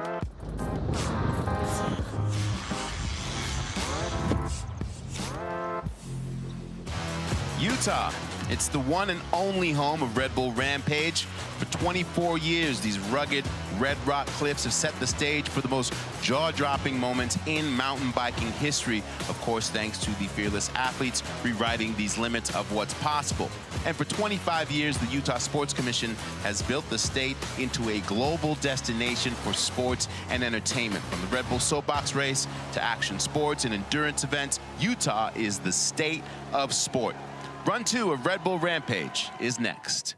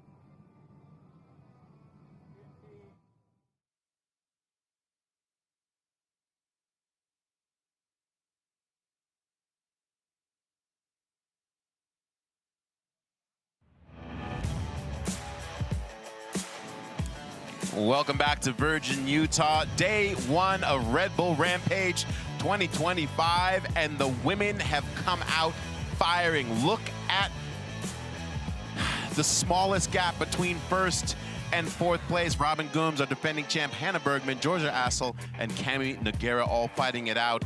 But anything can happen in run 2 with Kirsten Van Horne, Vinny Armstrong, and Janelle Soukup. Salema Masakela here with Cam McCall and Caroline.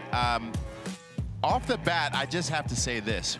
For anyone who thought that last year's performance in the inaugural Women's Rampage was a fluke, and if you were still a hater, questioning whether or not these women not only belong here, but are driving the entirety of freeride bike culture, that's a wrap.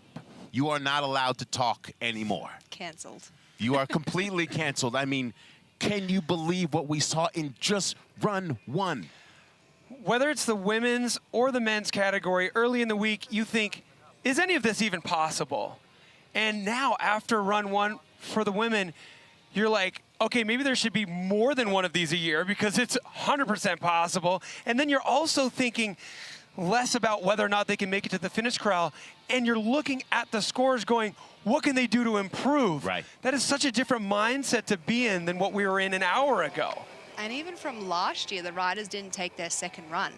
So here we are, year number 2, and these ladies are going back up for another run. I mean, it's iconic. It's progression. It really is. And to think about how much was overcome this week, how many riders had to, you know, Robin having to make a last-minute change in her run last night, digging into the dark, the amount of slams and injuries that had to be recovered. With Cami with a dislocated elbow 3 days ago, with a shot at being on the leaderboard. Yeah, and you might think this is risky or this is insanity, but this is Friday in Utah.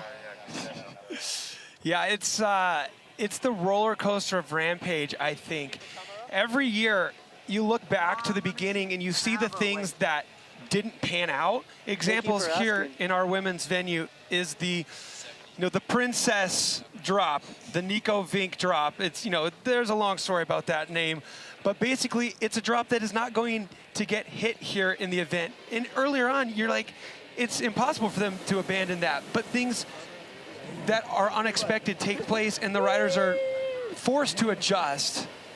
And that's what they did. Yeah, this crowd again making the right choice early on. Sold out real quick. Folks have been out here since dark and they are not disappointed. Now, we know that the judges have locked in their vote, but you the people, we would like to hear from you. The judges have their scores. We want to know what you think as the best run of the day. You can go to redbull.com/vote Rampage or simply scan this QR code that is on your screen from your phone.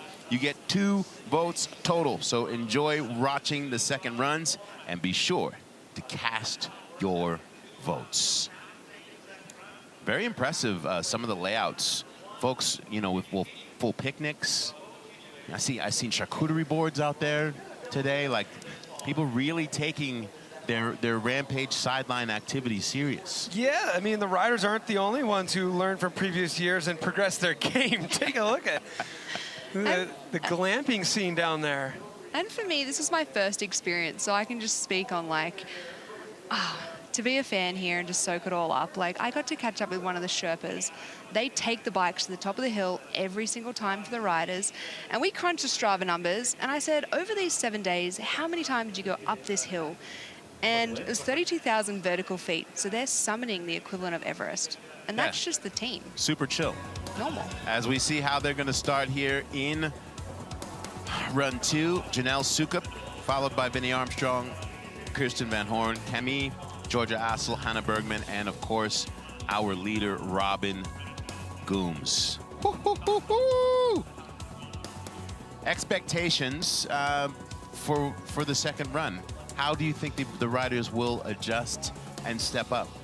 So you think about the things you know. And right now we know that Georgia's cozy with those suicide no-handers. Can she do it on El Presidente? That's next level. It's not just a clean click and drag. And you think about Kirsten Van Horne, she's got more in the tank in the tricks category as well. These are the moments that fear turns to flow for an athlete, and the champions will rise or they'll fall. And I think these are the moments that we'll see these riders. They're either going to step up. There's some athletes like Kirsten Van Horne that has flipped. So if she leans into this opportunity, she can move up the ladder. All right. Jeff Gulovich has updated his ratings there on the bottom of that graphic for Janelle based on the first run. Again, Janelle Soukup is a rookie. This is her birthday weekend, representing Centennial, Colorado. And she might be a rookie, but her comfort, like the chill that she displays, definitely says that she's been here before. And she's going to be here again. That's what's exciting, is watching a Red Bull Rampage rookie like Janelle and thinking what the future has in store. Here we go. Let's listen in. We're getting close. Yeah, she's mic'd up. Hey, when she's not riding, this woman is in school studying mechanical engineering, and she'll be heading right back to college after this. That's the next generation of Freeride. Talk about that. She's also fluent in Polish. I mean, this girl has so many hidden talents. How many of her classmates are doing this? So she's just going to want to clean up the execution from her run number 1. Stepping up back up onto the ridge, looking very good. Janelle's going to want to start with adding a little bit more to her run, throwing into more tricks, building. Down to the transfer line. Now she sets up for the big drop here. Yep, Karen, good amount of speed. And a good float off of that drop. Just hoping to see a little extra out of her on that. More tricks. Oh, look how far that gets us down into this last jump with a big whip. Nice. Nice. Just coming down and showing you guys I got two Holy cannoli. under my belt. I made it down again. That's awesome. Charging her first here at Rampage. The future is bright for this one. Let's hear it for the 19-year-old, Janelle Soukup. Holy cannoli, I made it down again. The little yays were everything for me. Her youth mind and just energy shines through. And remember, she was the 2024 Spirit Award in that Comfort level. Yeah, strong. How about the way she was hyping herself up into the drop? All right, let's go. Let's go. Oh, sorry.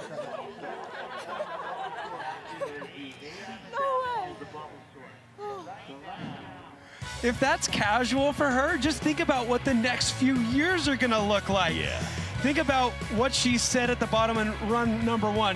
There were more expletives, right? And then second run, she's just like, oh my gosh, maybe that was just fun. Yeah, maybe this is my new normal. Yes. And those moments where she was talking to herself, this is no joke. There is an element of risk. So she has that respect for the mountain, and there's those reminder points. She's like, okay, I've got to chill. I've got to be in the moment. It's time to execute. So even though she might be giggling and having fun, like, shows that experience well above her age. Crazy is only relative to what you're used to, and she's used to this now. Yeesh.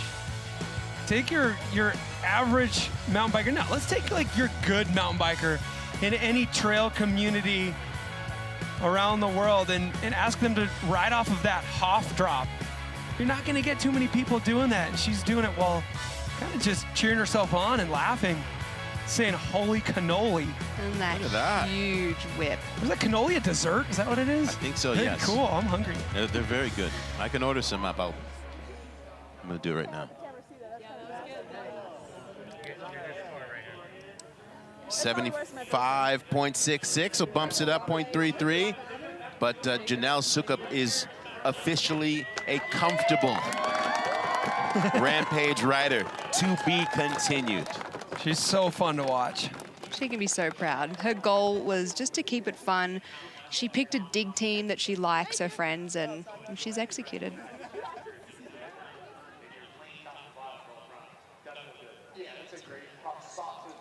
As we get set for Vinny Armstrong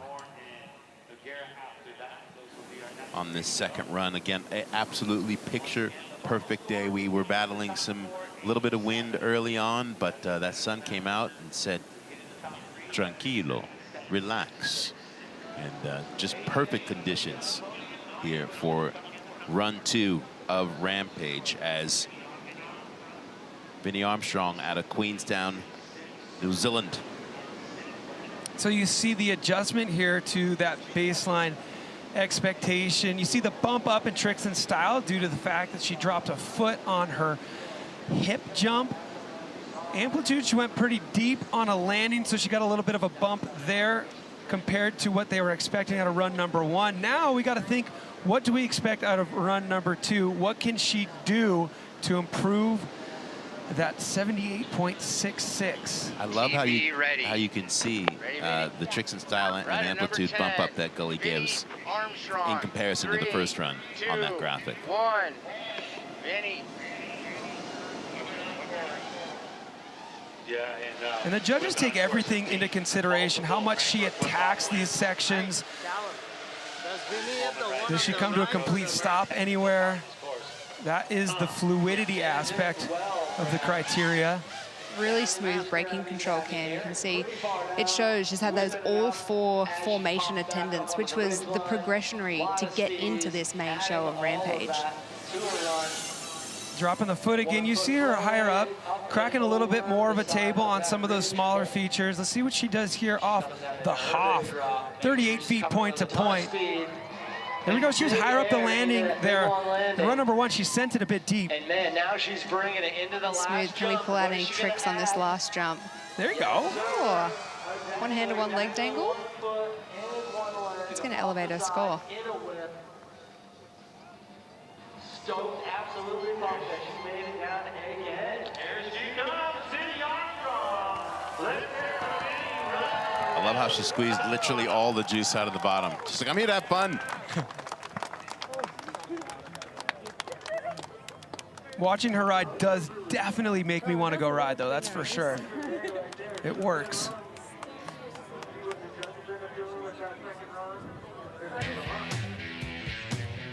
Opting for the no glove option. She's a Kiwi. She's keeping it raw. One thing I love about watching Vinny ride is she has so much control. The way that these riders set up their bikes, they have stiffer suspension to allow for these huge drops. They might opt in a higher tire pressure as well to allow for the big impacts on course. Some opting for that triple crown, some going for a single, but Vinny's got that double crown.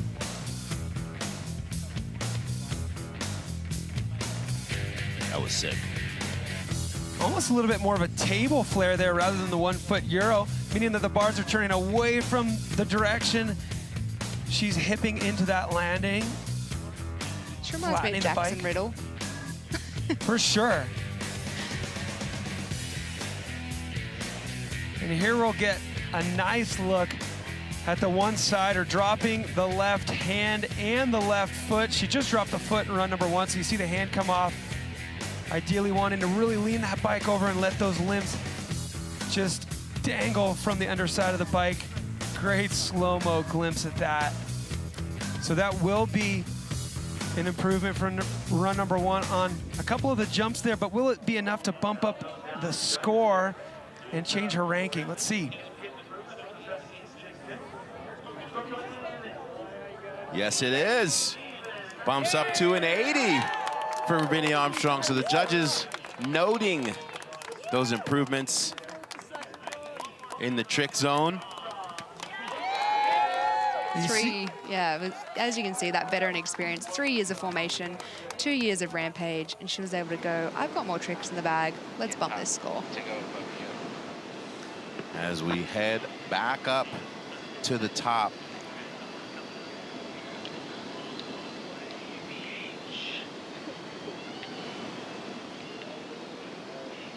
To your point again, as we see Kirsten Van Horne about to drop in, we were not doing this last year.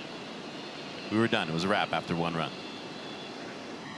Good point. TV ready. Remember, in our first run, Kirsten was first to go, and when we were battling that wind, and she was up there for about a full 7 to 10 minutes. As we were literally vamping to make room for the wind to leave.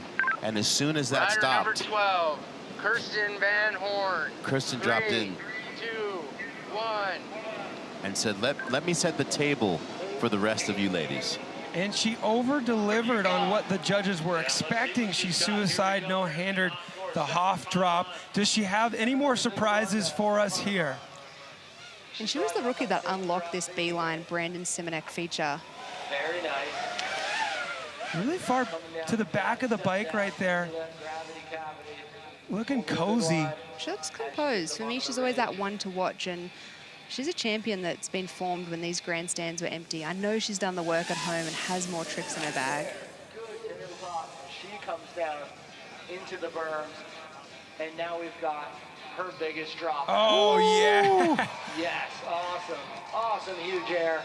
As she comes down into the bottom, into her final jump of her run. Here's the opportunity What's she gonna here. do? All right. Ooh, another suicide no-hander. So she's going to raise that trick score, and she's going to be so proud of that. Her whole dig team has such big camaraderie. She's got her partner in a digger, so they're a complete power couple. And talk about that emotional support throughout a massive rookie week. KVH with another full pull.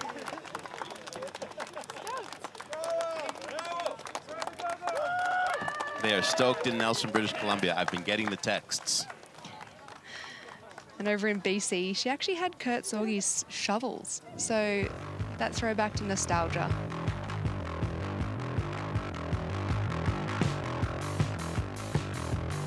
How chill does she make that look? So we already knew that in order to improve on her run 1 score, she was going to need to get the hands off on the Hoff step down, the 38-foot point-to-point step down we're seeing here. What do you think? A little bit more extension here. She held it a little bit longer and maybe sailed a little bit further down that landing. I think so. And then we knew this was the biggest opportunity for her here, this trick jump. She has a lot more tricks than what we have seen. It's hard to put tricks into a Rampage run, but here's where the opportunity existed. Super smart decision here to go for another no-hander. We were wondering if she maybe was considering going upside down, which would have scored higher than another suicide no-hander, but 100% looking at that head-on view, the arms were even more extended than run number one. It's like some Kyle Straight Sui action right there. But yeah, so tough to get the right speed into that final trick jump. She did it flawlessly. That no-hander was something that we haven't seen in women's before, so she's got to be proud of that huge feat regardless. Running the numbers up, and again, another improvement, 2 in a row, as she bumps up to that 84.50. I know Kurt Sorgi, who's celebrating his new child at home and couldn't be down for this Rampage. He is definitely clapping up in Nelson for KVH, Kirsten Van Horne. What up, Sorgi? Remember, you can go to redbull.com to vote. It's not just the judges. You get to participate.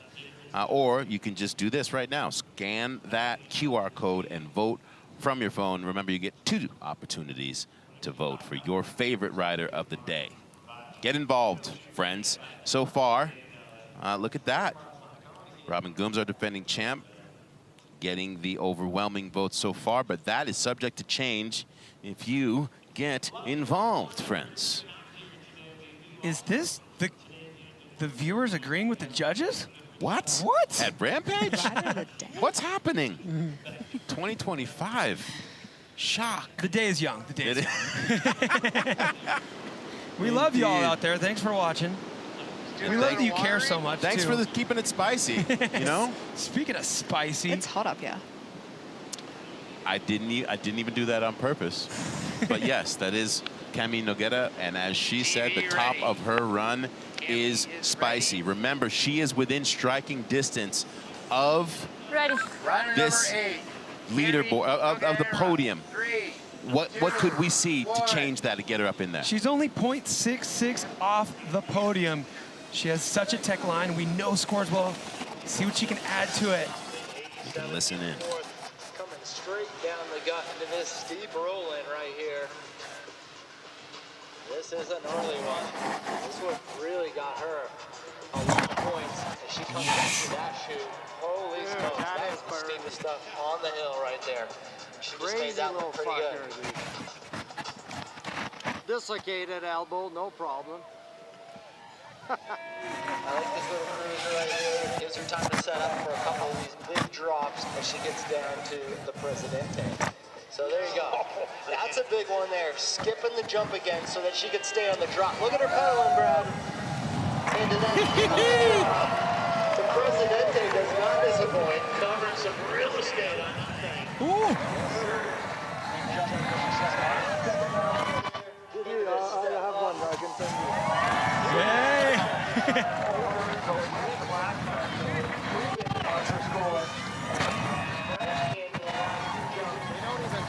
And into the finish line corral.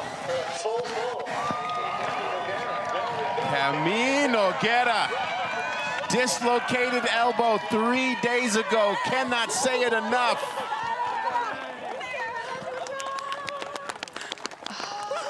She was able to get those 2 new tricks out with the no-handers, and that just shows riding hardline, winning natural selection. She's called upon all those moments. It was completely in her wheelhouse, and she just ticked it off and leaned into this moment. There's something within her that's different. So much fortitude. And the craziest part about trying to improve upon this run is the fact that you got to do all this hard stuff again and then try to find opportunities at the bottom to sprinkle some spice and increase that score. It is no easy task to link all these top features, especially Presidente. Did you see how early she got on the pedals in the run-in? Yeah, I mean, she had to. So originally herself and Georgia Astle were hitting their step up coming into it. And she jumped up to that top left line to say, you know what, we need all the speed we can get. So she sprinted around that feature.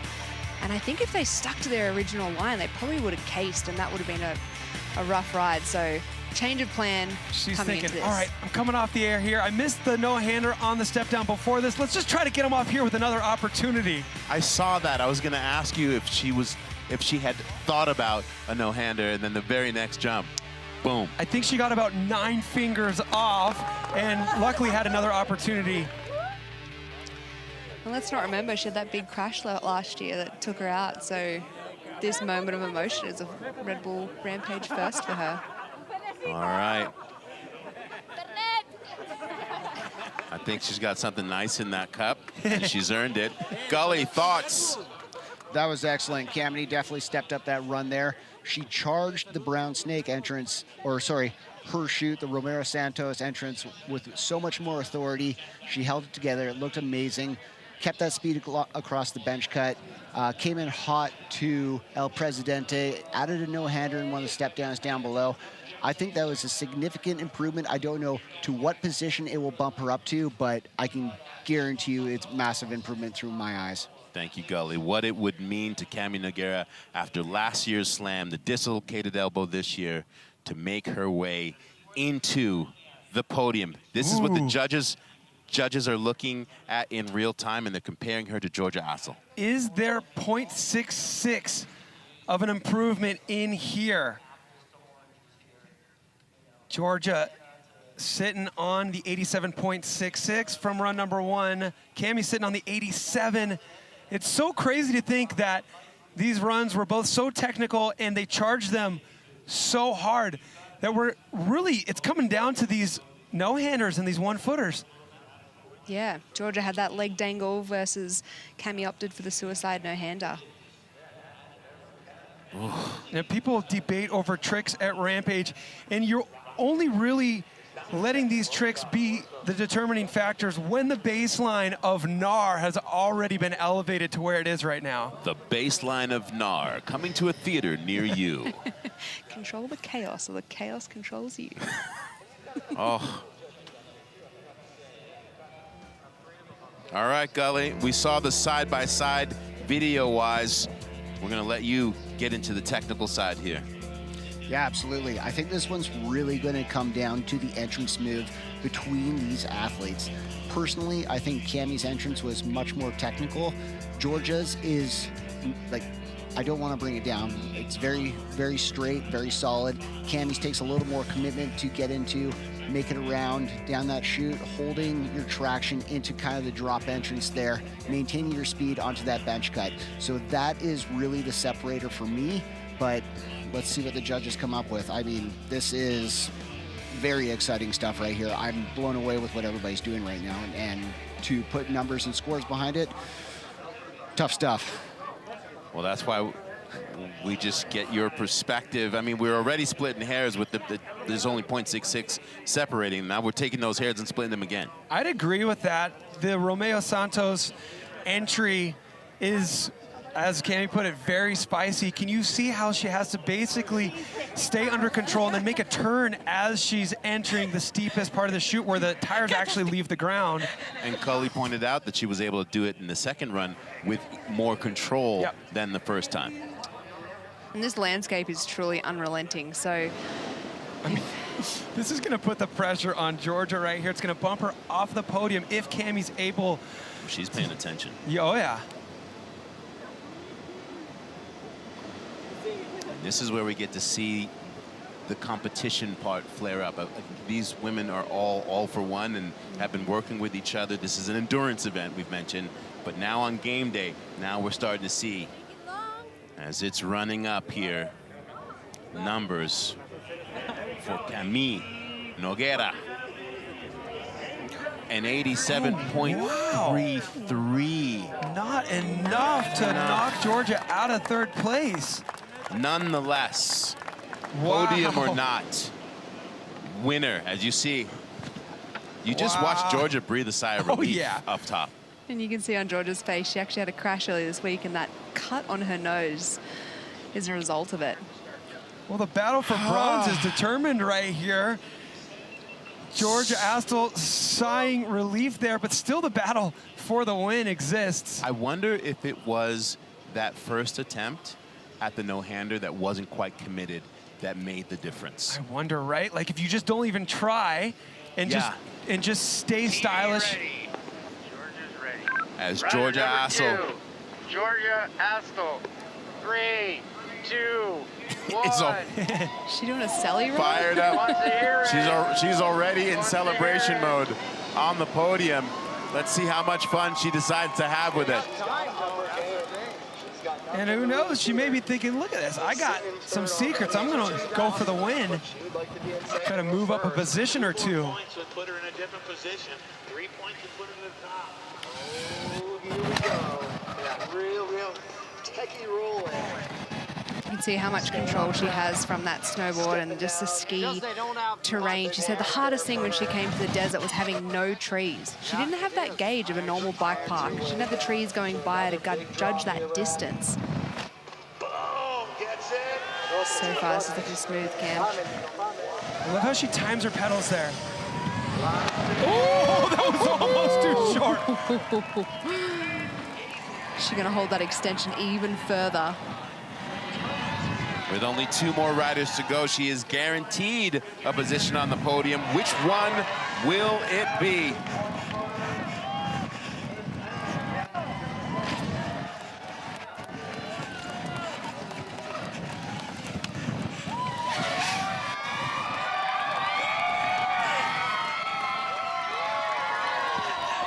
Ghost ride it. Ghost ride it.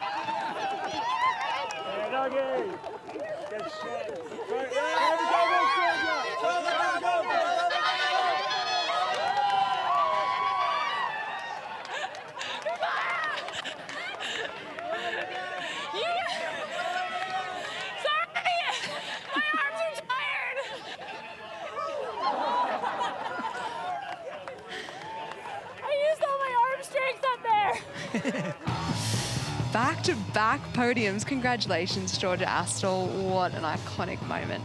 Look at this. She almost went too slow for El Presidente. We're going to get a good glimpse of it here in this replay. We've seen them sailing down the landing. That was right at the top, kissing the knuckle.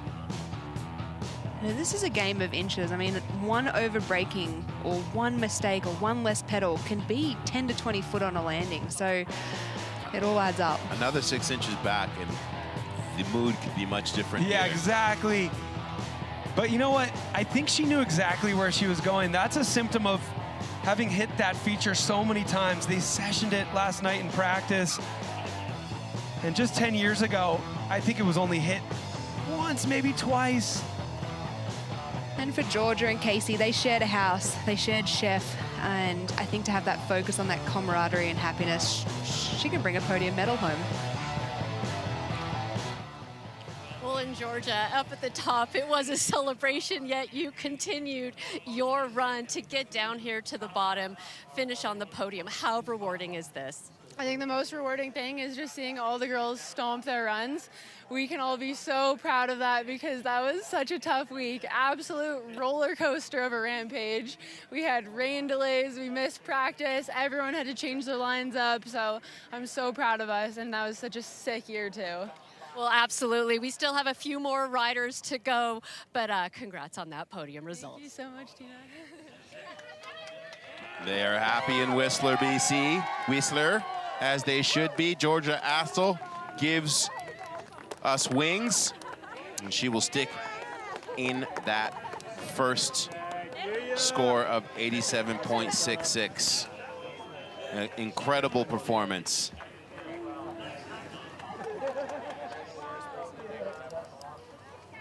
Second in 2024.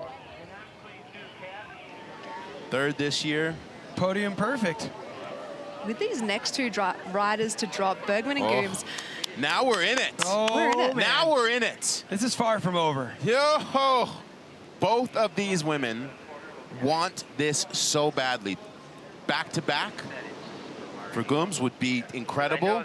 But for Hannah, after last year, when she was coming in here as the one to win and then tearing her Achilles, she has unfinished business. She has thought about this and worked all year for this moment. TV ready. Polar opposite stories for these two. She's like, listen, Robin, I know you got yours. I'm trying to get mine. Well, she looks so incredibly determined. I'm so curious to what she plans to add to this run. She's going to be riding this as fast as she can. What are you looking for, Cam? Well, she rode all the tech bits with precision last time, so I'm thinking she's planning to throw some tricks, maybe here. It looks like she was considering pinching the seat there. That would have been a really good call. There's still time with these drops coming through. Oh, there we go. A T-Bob taking the hand off and grabbing her seat. What she needs to do. Every opportunity she has right now, she's going to try to get a limb off, and she still needs to get that backflip down there. She had a big crash on that ridge line in practice earlier this week, so it hasn't been a smooth ride. Oh, well, that'll help her slow down for this jump. Still goes for the flip. That's a moment that probably that case actually helped her slow down. So she had that quick reset moment to go, I'm going to brake less. I've just cased. I'm still good for a backflip. This is going to be really interesting. Only 0.17 separating them. Basically, the only upgrade was that toboggan. Is the toboggan worth 0.17? Definition of Stoke, especially for the long road comeback from last year.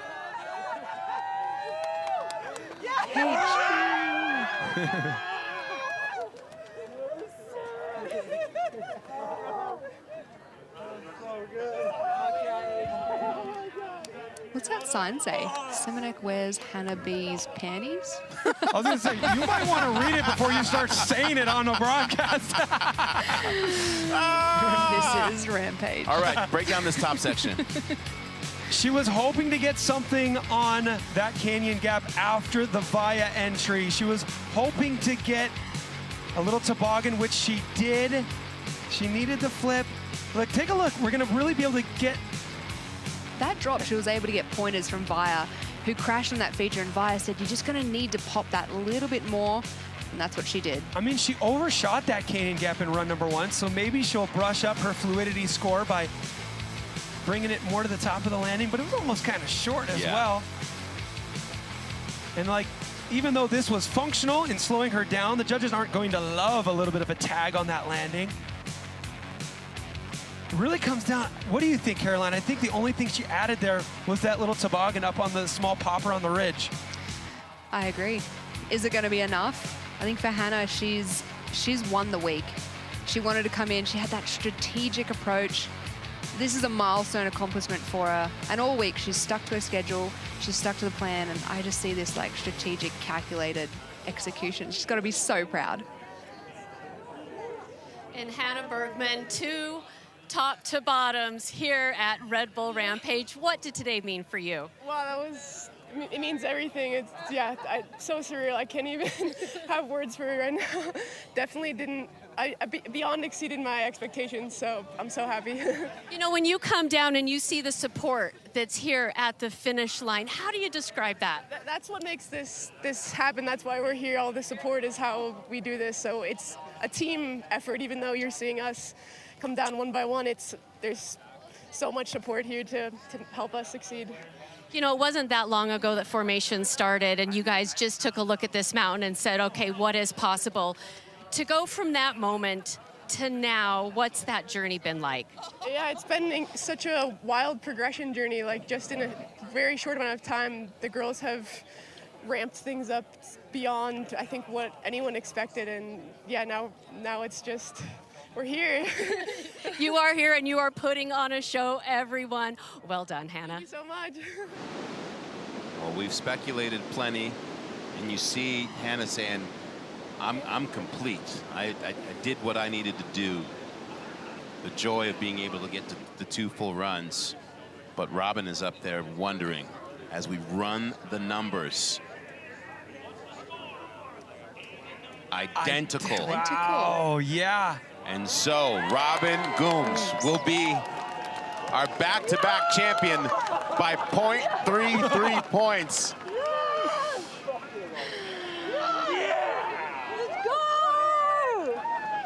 And what a huge feat. The only other rider in the history of Rampage, Brandon Simonek, to go back-to-back gold.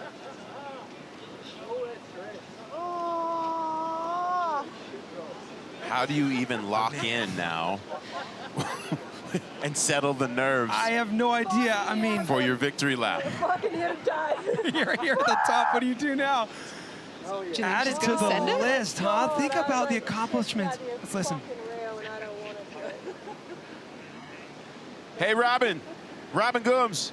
This is Salema Masekela. I'm down here with Cam McCall and Caroline Buchanan. I just wanted to let you know that you are the 2025 back-to-back champion of Red Bull Rampage.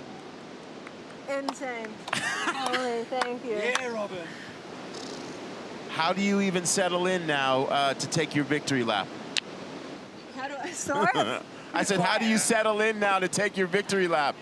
Bro, I was just prepping for my second run, and I was getting me real amped up. I was like, we got to go big. So huge relief to be up here and know that I don't have to do that. I'm going to just cruise my way down this hill. Well, we're going to lay out and let you enjoy the ride, but congratulations. We know the hard work, especially with everything that happened this week and having to change the line, etc. Truly incredible performance. Thank you so much. Enjoy the ride. We'll see you down at the bottom. Oh, yeah. TV ready. Is the champ ready? The champ is ready. Yeah. Rider number 1. Oh, you're good, Ian. Robin Goomes. Sorry, 3, 2, 1. Robin. Victory lap for Rob. Oh, man, this has got to feel so good.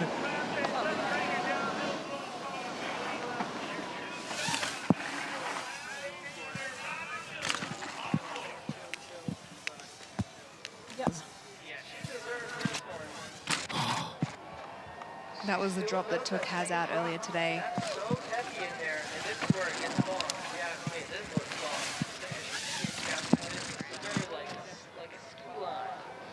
You know, it's crazy. Just because you've done it before doesn't make any of this easy. There's nothing chill about what she's doing.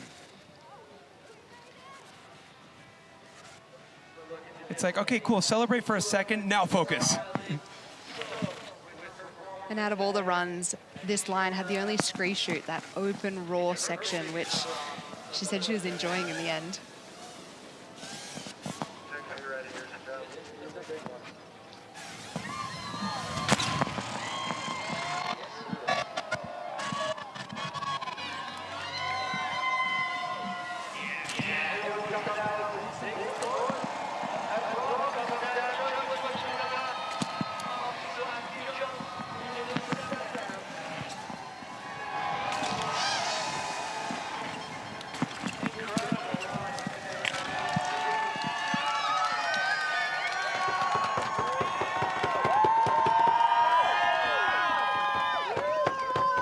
A full victory lap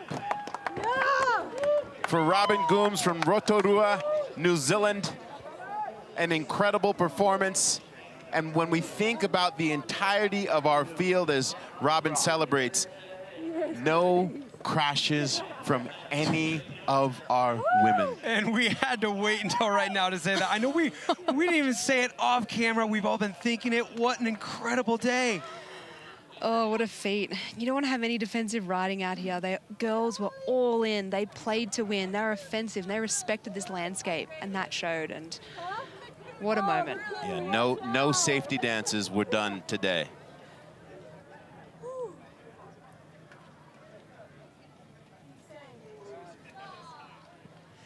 Robin Goomes coming back and defending your title here at Red Bull Rampage. What a first run. What a first run. What were your expectations? All I wanted to do is get from top to bottom and do everything I knew I could. and I managed to do that. I'm really stoked. This was such a roller coaster week for many of the women. We had crashes, there was weather, changes at the very last minute on your line. Today, there were no crashes from the women.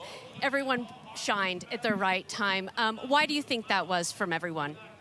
Honestly, yeah, it's been a massive roller coaster this week for everybody. Today, the conditions are perfect. The girls were locked in, everyone was focused, like every single rider killed it today, and I just think the vibes were high, conditions were great, there was no reason for everyone to not get a good line. You look at last year, and it was such a big statement, the first year for Red Bull Rampage, but that was just the beginning. You backed that up. Where do you see this going from here? I mean, it's insane. Like, we had so many more riders this year and so many more hungry riders that want to be here, and I can't wait to see where it goes. You know, and also you guys are making, you're building a foundation for many of the younger generations coming up. What does that mean to you? I think it's cool to be a part of that. It's really special, and I'm excited to see the next generations because they're already like shredding. All right, well, there you have it, a massive second win here at Red Bull Rampage. Congratulations, Robin Goomes. So. All right, Selema. Shredding her way back to the top. Robin Goomes is our champion. Congrats to the entirety of our field once again. We will be back shortly with the post show, but first, I got a question for you. Are you interested in winning a 2025 Ford Ranger Raptor equipped with a 3-liter V6 EcoBoost? A purpose-built suspension boasting a wider track width and more ground clearance, begging you to unleash the beast. Did I mention that it features 7 different drive modes, including Baja mode for your high-speed desert runs? I don't know about you, but I'm sold. I'm going to buy one. You guys have the opportunity to win one, so get involved. Here's our final results once again. Robin Goomes, our defending champ. Hannah Bergman, Georgia Astle, Cami Nogueira, congratulations to her. What a performance. Kirsten Van Horne, Vinny Armstrong, Janelle Soukup. As Robin said, all the women ripped today, top to bottom, and Robin Goomes just had the ability to stand 10 toes down and defend her championship. We'll be back to break it all down. Whew. This has been an incredible start to Red Bull Rampage 2025. Remember, friends, it's just day one. We're coming back with the men on Sunday, but stick around for our post show. We got plenty of other awards to give away and, of course, celebrate our podium.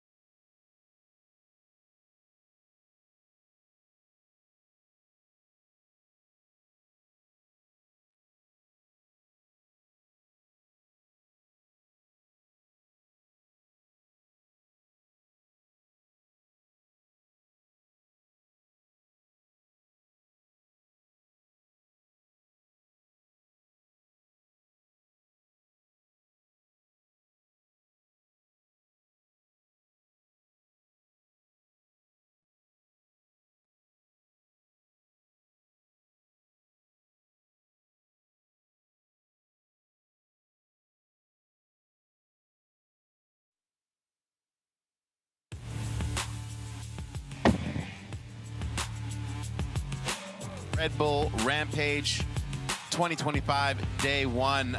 There is now finally peace in the valley because it has been lit here in Virgin. The women putting on a legendary show.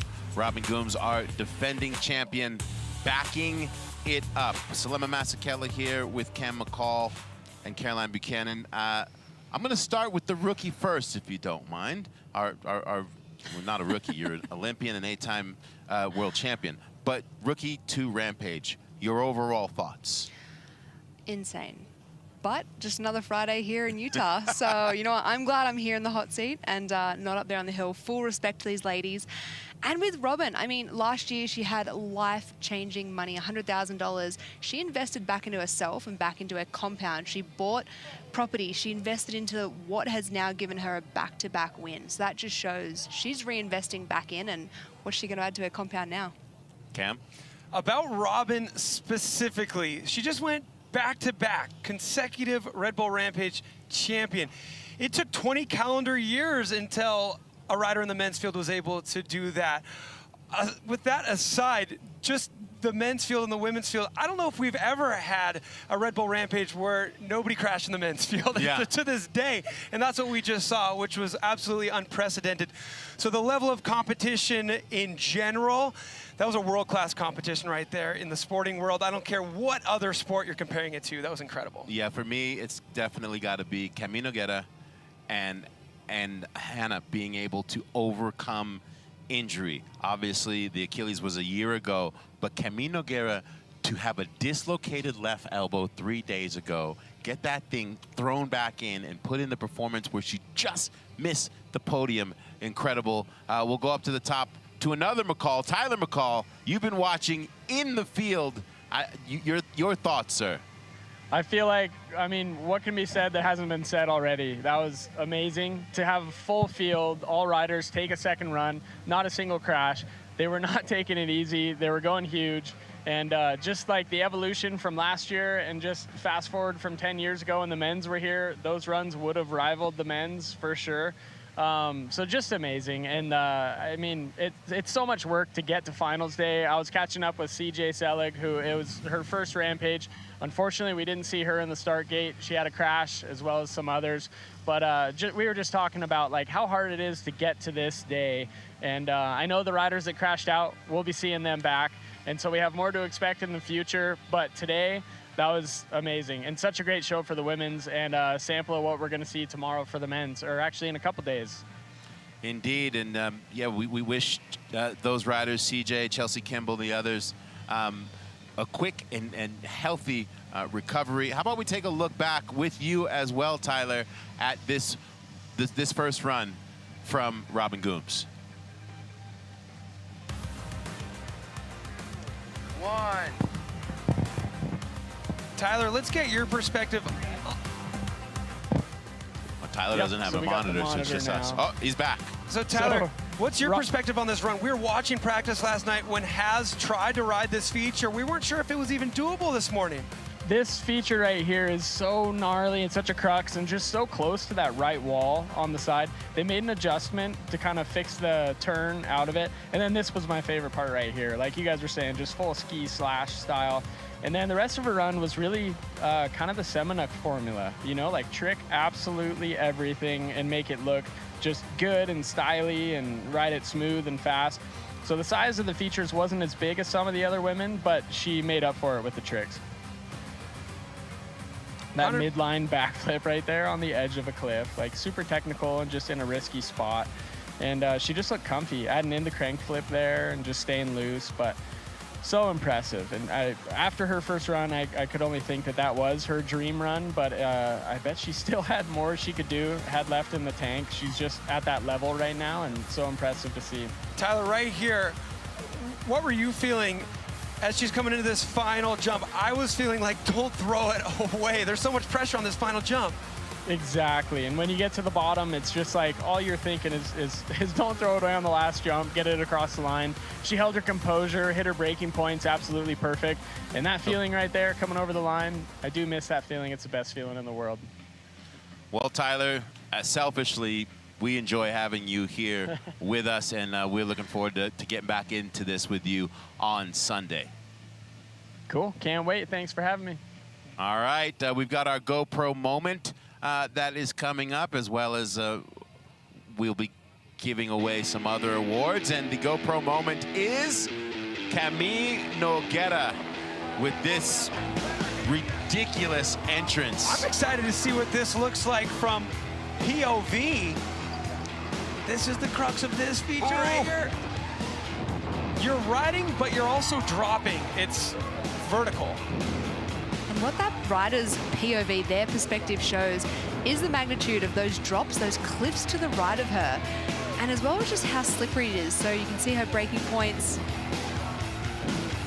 I'm holding on, I'm holding my breath. Yeah, this is gonna be a great experience to see El Presidente from Cami's point of view. Yep, still looks big from there.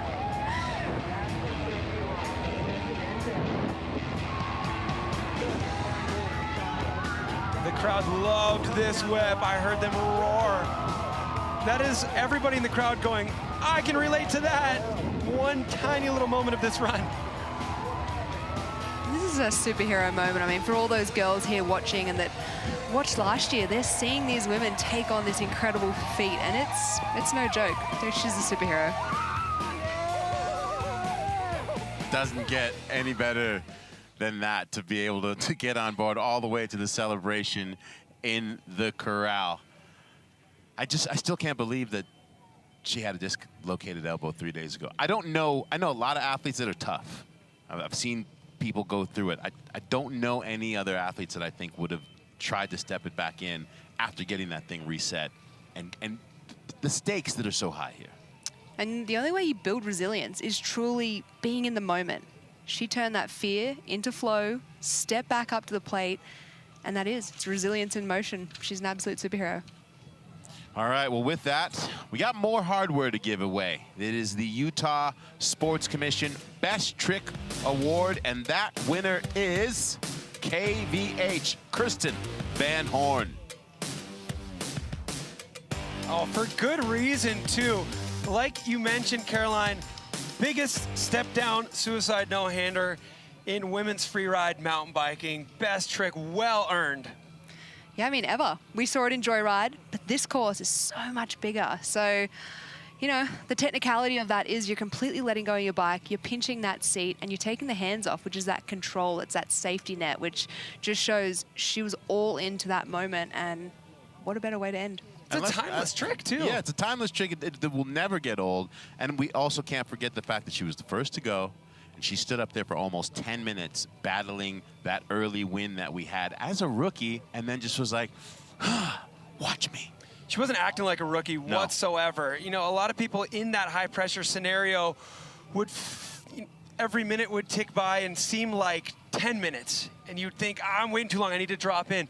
But having that knowledge, that wisdom, I'm sure in large part to the riding community in Nelson, full of Rampage competitors of yesteryear. She was channeling. Let her know, you wait for that moment. She's like, wait, I'm from Nelson.